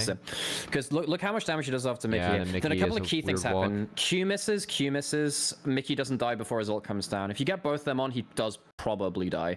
Buys enough time for you get onto L. Look, trading 1-for-1 here is okay. I think there are a couple of big mistakes here coming in from BLG. One of which has been teleports really late in this. This Q is so nice. It goes. I didn't even see this Q from Elk. Yeah. That's really good. That's a snipe. But like, if you get the Q stun from On, the ult gets channeled later from Mickey at the start of the play, and then also he's probably dead before it finishes. And then Elk really disrespects Shinsao having Q3 charged, because Yike charges it on the ward here. He gets it here. So he has his Q3 charged up already. Elk completely misunderstands that, and he loses a bunch of HP. Has to shift out early. Yeah, Shinsao dies, but you're kind of committed to the fight anyway, and that means that Elk kind of dies from this fight too. Bin's teleported late. It just means that this play should have gone much better for BLG. That should have been a really quick pick onto Mickey, but it just doesn't end up happening. And then Elk, a bunch of missed skill shots, disrespect from Elk, and it extends the play. I will say I'm actually kind of okay with Elk eating this as Ezreal. I know he pays for it, but Yike needs a flash to make this play happen. Yeah. And so he is able to flash react, which for me honestly is okay, because Yike just melts for that. I think that the Knight ult, he ends up ulting where they didn't exactly need it. Because he's dead already. So if he uses his ult better, maybe he's able to knock Renekton away and actually get Elk out. Yeah, that might have been doable. Also, the other thing which Bin does here is Bin is sat in a bush waiting for this play, sees BB teleport and teleports after. It seems like the team was just very indecisive about what should be happening with this play. Yeah, that's true. Okay, yeah, good catch. So we see Bin bot side, guys. Also think that Knight could have arrived to the play. It feels like both solo lanes thought the play was going to happen, finish earlier, which it should have done if the skill shots land, and they don't necessarily react well to the skill shots missing. Mickey living in the fight extending.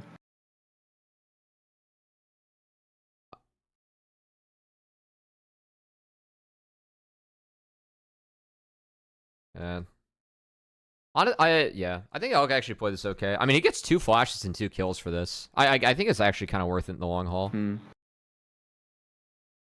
He cleans up this kill, and then BB has to go in and die. I just think it's so unnecessary to walk up to the Shinsao. You didn't have to play at that range.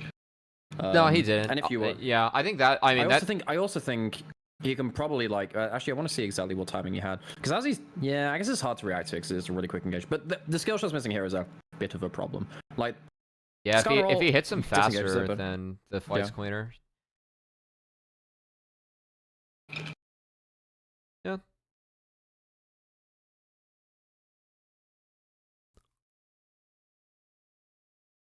I also wonder whether Knight could have cancelled Caps' ult with his E. I will say uniquely, he might have died for it, but yeah. Knight cancels Caps's. Oh, okay. I will say uniquely, this is a game where for me Chemtech actually matters a lot.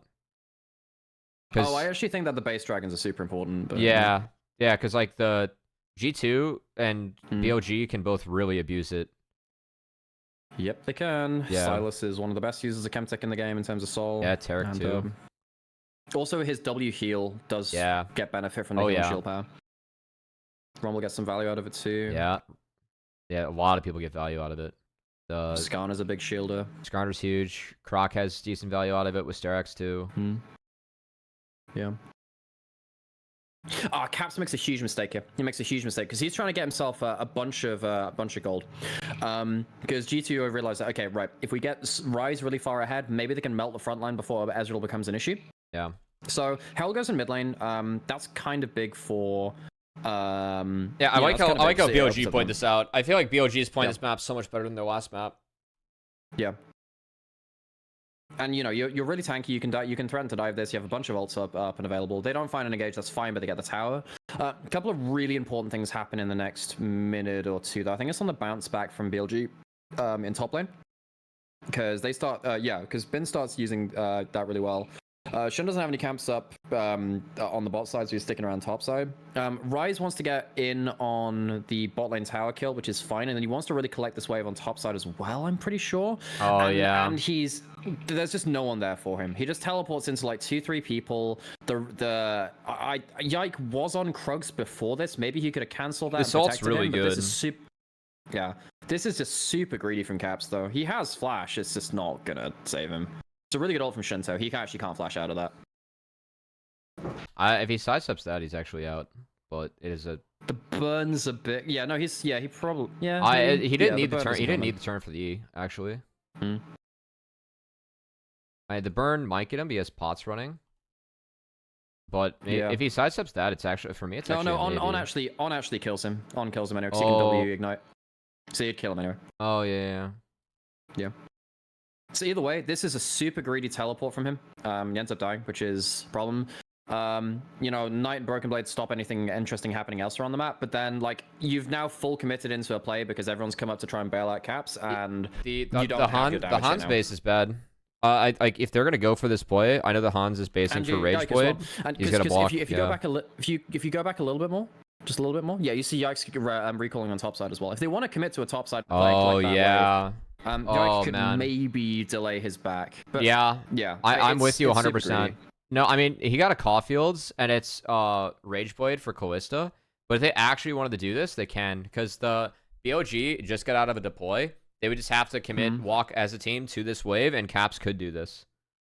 But the fact that they base and then Cap still goes is just, yeah, you were 100% This is right. actually insane. This is good from Shen, actually, because, like... It is, yeah. This is really good, because, I don't know, I guess they expect someone to... I mean, it doesn't matter who comes to collect that wave, they can threaten them. Yeah, 100%. Really good tower aggro as well, because Scanner ends up taking it. On is on the right timing as well. It's for me, too, like, if Hans is here, this fight's different. And Hans could have been... Like, Hans would have to walk here, he would be no Rage Blade, but... Instead, he's late, and Elk's here with the 2-item spike, so it's just Doomsday. Yep. And you give gold over to Elk as well. Yep. Yay! Yep. Because now because you've wasted both your teleports and BB's been nullified by Knight, which is completely fine by Knight because he knows his team's winning on top side. You give instead of collecting the wave in top side, you give a tower kill to Elk. Yeah, you get mid lane turret, you get some gold over to Renekton and Ballista, but your goal was get gold over to Ryze, deny gold from Ezreal. Yeah. That has failed. Even though the actual tower play is okay because you're trading turrets across the map. Yeah, and Elk's going Sojin, which is that's just the move. Yes, it is. Yes. No big armor stackers in the G2, and also it means that your E cooldown, and this is very relevant, with a Hex deck as well, giving you an extra 5 ability haste, and then Shojin giving you an extra 1,000,000 ability haste. Your E gets down to and you'll see this later on, gets down to if you hit 2 Qs, a 3-second cooldown, which is not okay. You already struggle to get on top of him. If he gets Shojin and he has Cleanse, you cannot kill the Ezreal ever. Yep. So, good luck. I also really like Bin's build this game. I know that we've seen this be the tech for the Galio, going Conqueror and Riftmaker second, but I think... This was a big LPL. Shanji built this quite a lot in LPL. Yeah, I think this is just the right game for it, with just the way the fights are going to go with G2's comp. You know what I do appreciate, at least with G2? I mean, most of it's because top lane's in. Something that FlyQuest does, if you go through their tape a lot, is that they'll deploy on the map going through top. I think that with the terrain changes, it's actually a lot better to do that. Like, they'll even do it to set up dragons. Because you guarantee, because of the walls being thicker on top side, especially being red side, it's impossible to be flanked if you deploy through top. Like, you just guarantee that you get a stack strong in the mid. And then you just pick a bot lane afterwards, which I know that this is partly forced because of how Knight's playing the wave, but I do like how G2 is doing this. Elk's about to make a pretty huge mistake here, below. Right here, there's no flash on Ryze, and he disrespects Ryze, gets rooted, gets hit by the Ether, and he loses all his HP. So if you go back towards them, there is no flash on Ryze.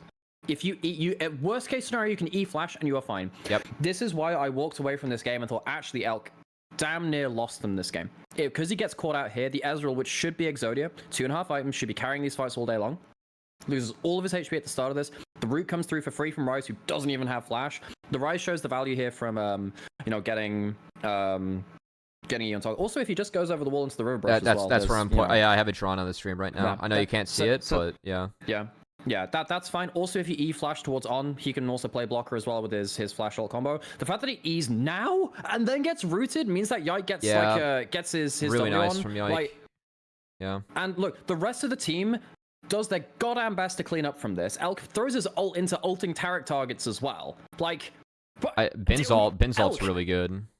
It is, as is the combo from On. On dies for this, but he puts him into the right choke point. Yeah. Like, if Elk just gets out of this initial combo, it's completely fine. But then his whole team has to be on the retreat after this. And then he disrespects another Q3 coming through from Yike because he charged up on blue buff. And he's just not paying attention to the flash inside with Q... Like, right here, just the Q3. Yeah. And then, what is Elk doing? Yeah. Like, you cannot make that kind of mistake twice in a fight where Baron is alive. You cannot do that. Yeah. That should be game losing. That is ridiculously bad from Elk for his position in this game. Yeah. I also... If you don't walk up here, I mean, as long as you save where you're at over that wall, you can play the fight as Ezreal. Like, it's fine. Your team can retreat into to you, right? It's a good stolen Tarek ult from Knight as well. Buys enough time for Elk to get his E back up technically as well. BB gets a nice cleanup around here, but you know you've lost a fight. What, 5-2? Yeah. In a winning position in this game. That's ridiculous. Yeah. It's a great rise ult from Caps. However, it's a good call from G2. Actually, what it should have done is teleported them into an ulting rel. That's what it should have done. Because you actually end up ulting into a Skarner and a rel, but actually you somehow catch the Ezreal anyway, despite the fact he has Flash knee. I also think that Knight's TP could have been further up, or like more aggressive. It ends up being late. You still have the Tarek ult, which can turn around on you. No, what if he TPs to the ward in blue, they would actually have like a really good pincer, and they might not be able to. I mean, Alk gets caught still.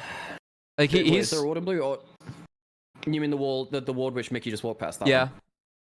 My worry is he gets turned and burned on with a Tarek ult and he dies for free. Because what you should be doing is expecting Elk to get out for free. I mean, if that happens though, then Elk does get out. If they do that. I think if Elk plays right, this is the right TP for me. Because if you go too deep after that point, then they can turn back and they can kind of turn and burn onto you with their own Tarek ult, and you just kind of die. The way, if I'm BLG, the way I actually want to play this is to have Elk E into the brush, so you cut vision, and then have just cast Knight TP now. Into that word on my screen. My only problem there is, I mean, there is the teleport mid lane, but they don't see that, I don't think. I would prefer Elk being as close to On as possible, because On is his peel bot. So if he goes into the river brush, he separates himself, and the team fight shape becomes really poor. He does. If he eats towards... Yeah, go. Yeah, I also think as well, going towards blue buff allows you to E and then immediately start stacking Q on blue buff for both passive and then getting your E cooldown back. Yeah. Look, I think the river brush has some options because it immediately puts you in DPS. Yeah, you cut vision. You cut vision, you get into towards that. However, you don't have cleanse. It's still a little rough because what happens if Shinzo flashes onto you, but it's still better. Look, I think either way, you E early and decisively. Yeah. Either way, like Eing late is just awful at this point because yes, if you actually do that's get 100% agree. You are not tanky. Yeah, you are not tanky. You're still an Ezreal, which is why a lot of people walked away from this game thinking about the last fights of the game from Ezreal, which were really class. Yeah, this probably should have lost them the game though. Yeah, it's that bad. You probably should have lost them the game. Yeah, I'm with you. I guess someone in chat, I think people overrate how much better LPL Korean AD carries are, and underrate how much better the best teams from these regions are playing around their AD. For example, it's watching how 369 feels. It is definitely a bit of both. 369. Okay. 369 playing Cassante is building different. Yeah, it's built different. Yeah. I made a tweet about that as well when he played his Cassante game versus it's so filthy because his his on the Nexus where it's very obvious to see when someone goes into Zhonya's, he is immediately CCing people to create a landing zone as they come out of it. Yeah, that was cool. There's insane. So many good things he did in that game. He is the best peeling top laner of all time. And it's not close to me. This guy is unreal at that. So anyway, this mistake from Elk cost Dragon, and the Baron stock comes after. Yeah. So the problem here is that G2 thought that there was no teleport on Rumble. Yeah, I saw that in the interview. Still dead. Yeah. So if Rumble teleport's not there and he has to run from base, it is probably an okay fight. I mean, my thing for G2 is that for me, they actually don't have to do this. Like, if you look at their waves, they can fix their waves. and you would have gotten to a point where, yes, the Ezreal is going, but the Caps does have potential to hit big econ here. Which for me would have been like that is a kind of a backdoor win con for G2. If you get Baron, this game completely changes though, I think, doesn't it? Because the wave clear from BLG is not awesome. It does. Not against Baron. This is not a safe Baron for me though. For me, like looking at the comps, G2 is much more ult reliant, and especially their bot lane has really long ult cooldowns. And this fight, BLG gets to use all their ults, and G2 does not. So for me, but if they don't think Rumble, well, by the way, they should have. I have no idea why they thought Rumble ult was down. Rumble teleport was down because he was literally on bot wave in bot side and walked to the fight. If they think TP's down, yes, you do this. Like that is true. So that is the mistake. But if they know that TP's up, I still think that playing out the 3 waves, you would create a really nice map state for yourself here. Because look at how they got mid all the way in. They have time to fix both their sides, and look at like Caps' econ, and for me, he gets level 16 off of any wave, and level 16 rise does matter for me. I actually think the big problem is if G2 don't do this Baron, BLG do when they come back up. I think they revenge Baron. I think that G2, because they don't have their big ults and they only have 1 TP, they would have to respond towards Baron anyway. So this is them beating BLG to the punch. I do agree, but Elk's still dead for 20. So they would have time to fix waves that they set BLG's map on fire, then BLG would have to respawn, and then hopefully by then your shit's back up. Yeah, but then you wouldn't be able to finish Baron at that point before Elk gets to the play. No, I think that's the problem. I mean, in my scenario, like I don't want G2 to touch Baron at all. I want G2 to find a scenario where BLG does it. So my problem is, while you're fixing waves, I think BLG set up towards Baron. There's no dragon up to stop them to going towards this anymore, and then you have to go towards Baron anyway without Taric ult, without Callisto ult, which is really bad. Yeah. So I think if BLG does that, it's good. Yeah. Yeah, I think yeah. So I think this Baron is like, we have to get ahead of the game, otherwise Baron's gonna be a real problem in half a minute. You have Callisto Rend. You have Rageblade, keep it stacked up. This should be, this shouldn't be a 50-50. It shouldn't be. Bin does a really good job here of just stacking Conqueror, getting his Earthmaker and Leandries up as well. And Knight has a godlike fight here, by the way. Just absolutely godlike. He just gets onto the right target, splits things across. Watch how Hans Sammer doesn't get that much value out of this too. I think there's a bunch of things which stop him from auto attacking well. Yeah, they for sure should not have turned here. Oh yeah, they probably should have just finished the bloody Baron, shouldn't they? Yeah, they should have hit it. They should have hit it. They do not have Rise ult. It's Rise ult's 8-7, and yeah, bunch of good slows onto Hans Hammer to stop him getting good value. Really nice dash really by good Knight. Equalizer. Yeah, good Equalizer, and the Equalizer as well. Because look at how Equalizer stops Caps wanting to walk into the play. The Ezreal clips him as well, so he's really sad. And then Knight, as soon as he sees the clip onto Caps, is like, right, this is now go time. Oh my god, Knight played that so nasty. Yeah. Yeah. Yeah, the dashes from Knight to clear space are so big. Yeah. Yeah, commit to Baron and drop as many as you can, yeah. For sure. Or as well as you can. And then this game is now horrifying because you've now given the I also agree with Chad. It's 3v5 if they hold right pockets to the left. That is also true. But like the thing is, like, all of these how do you man. It gives you a better out given the waves too. Actually, hang on. Yeah, I mean, hang on. Just slow it down again. When does Rise ult come back up? 9. Okay, so it's not enough for them to kill Baron then ult out safely with Rise, which would have been a really big baller play.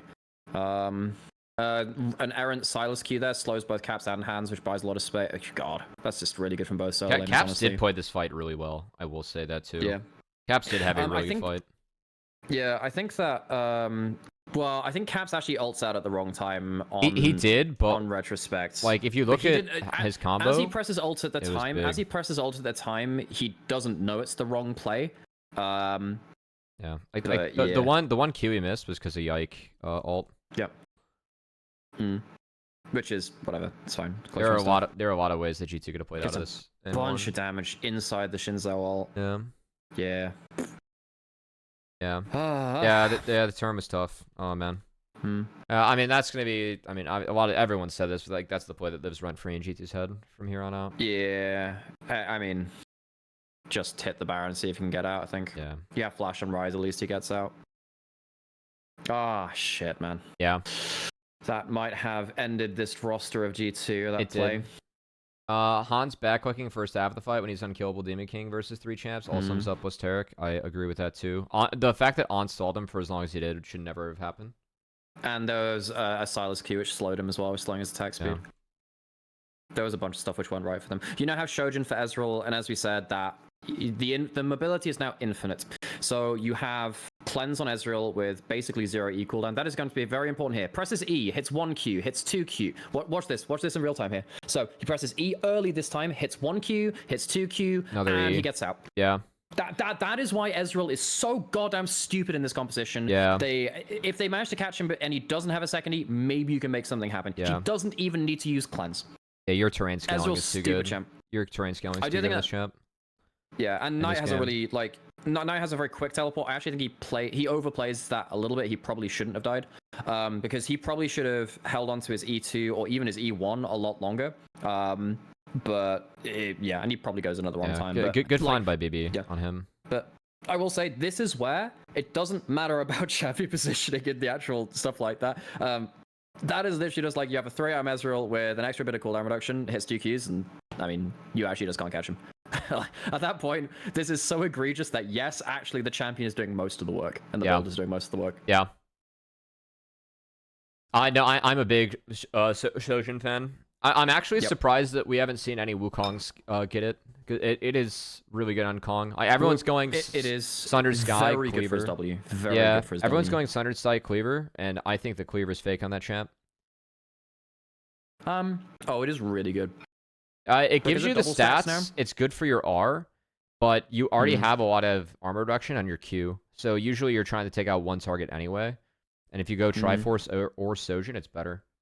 Oh, it is so Yeah, nice. Chad Jungies is one of the people that talked me through that one too. I think Triforce best first item. Yeah. Oh, Triforce is stupidly good. It's just that basically most junglers right now just want to be as tanky as they possibly can be. Yeah. Because, which is why we're seeing so much Sunder Sky Starax stuff like that, because it just becomes really, really powerful. It feels like you only have 3 items to build on those fighter champs, which I mean I don't 100% agree with, but it definitely is just the way the tournament is. Yeah. Yeah. I was also wondering as well, I don't think it's great right now, but there are some runes for Titanic Hydra on stuff like Shinzo as well to rattle through his Q a bit quicker. Yeah, Chad's the Titanic's an abuser. I'm working with a GM team right now that's decent with some youngins, and my one jungler is a Skarner player, and he's going Titanic Hydra on that champ in like bad Heartsteel games. Your clear is kind of insane. When you just like can't hit tanks, it's kind of interesting because you do get good HP scaling from Titanic still. It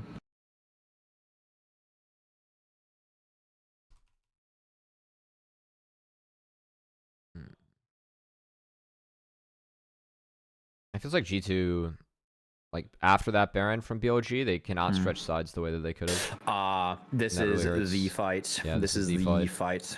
So, I a was bunch of weird shit happens here. I was kind of with the theory of G2. I mean, first off, like Mickey getting his ult down when he does was huge.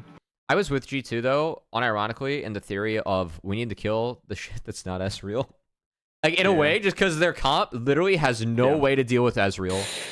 And also BLG kind of choose a poor time here because the wave is still up, so Ezreal can't hit through the minions. Yeah. He also misses a bunch of skill shots all above around this. Like the end of this fight is really clean, but he misses a bunch of stuff and has to hit minions on it. Like he's missed like 3-4 Qs right now. BB, this E2 almost saves the fight, by the way. That E2 to body block with the Starak shield almost saves the fight.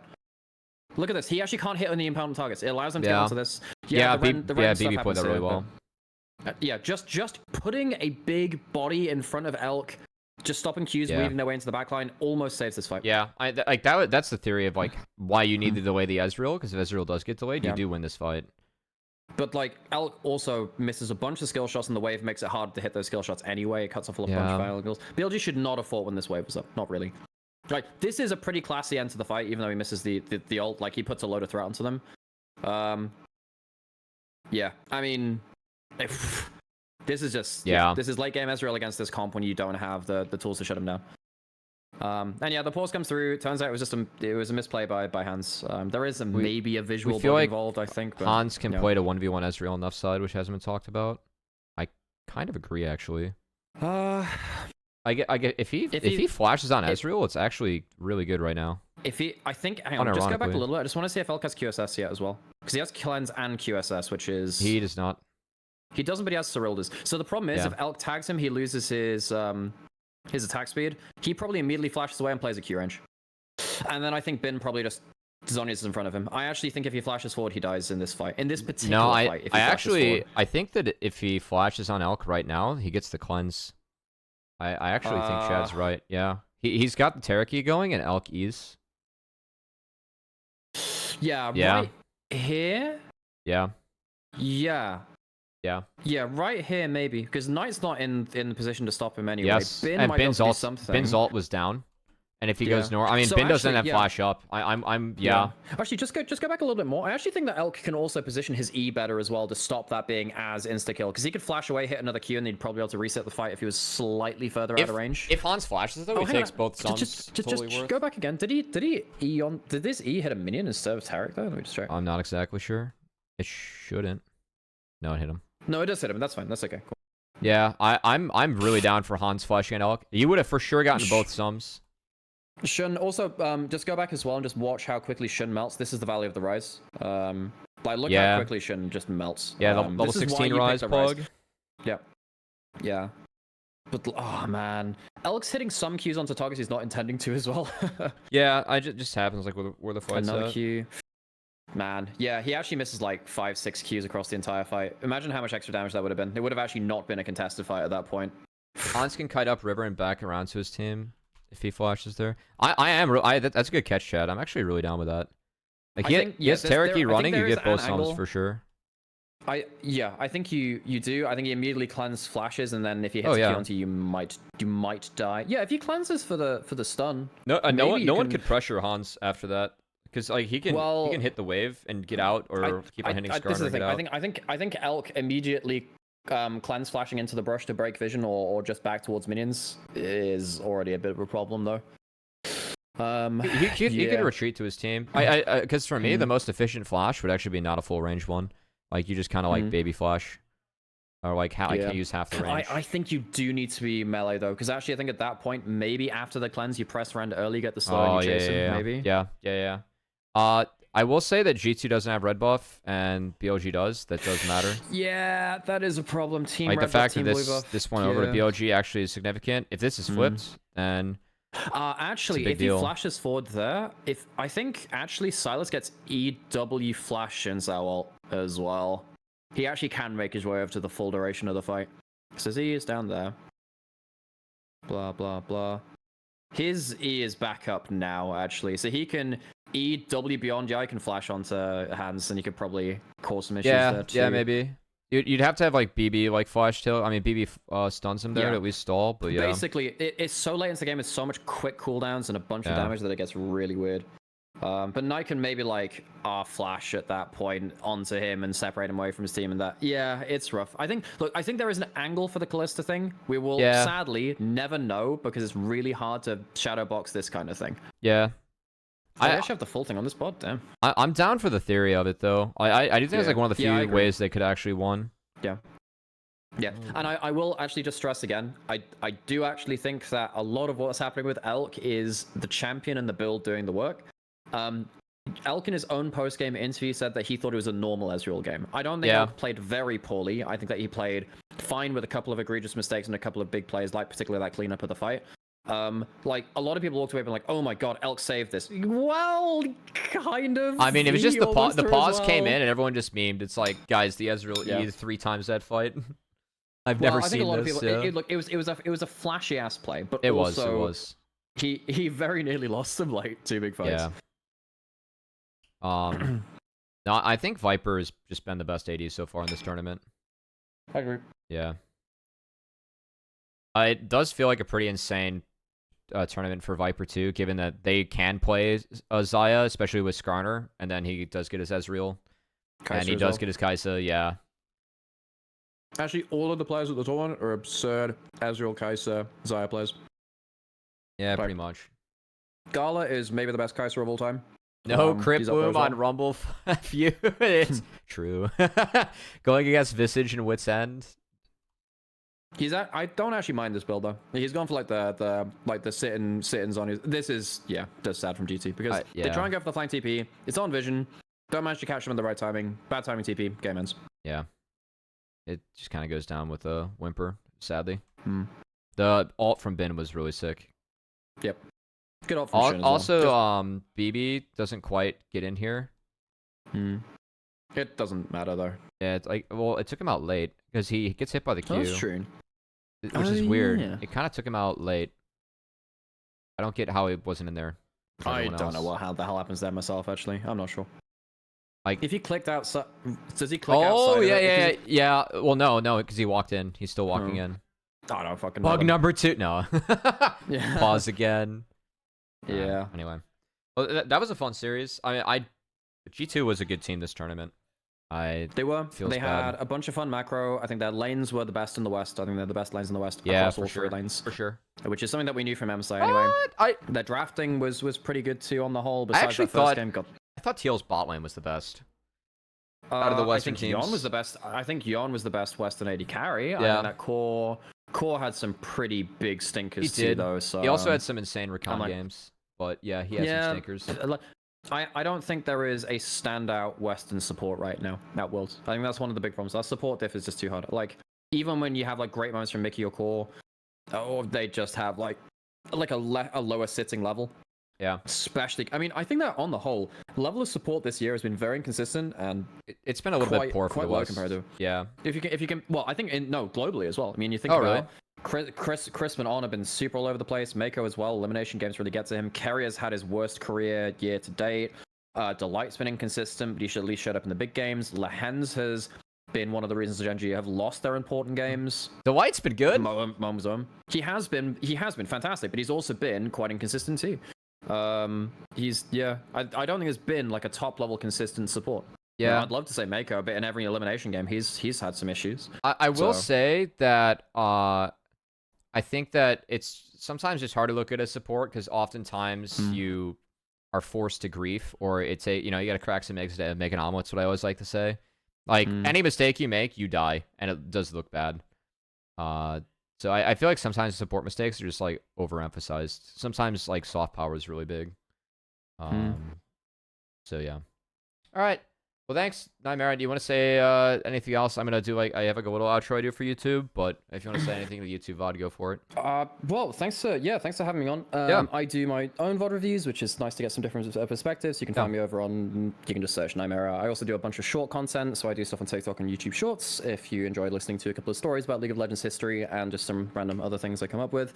I stream on Nymaera. It's got an underscore after it, so don't get tripped up by that. And maybe you'll catch me around on future broadcasts or on this stream. It's been very fun. Yeah. Thanks for having me on. It's been cool. Thanks so much for joining. It's been a blast. Guys, I'll share all 4 platforms that Nymaera just mentioned below.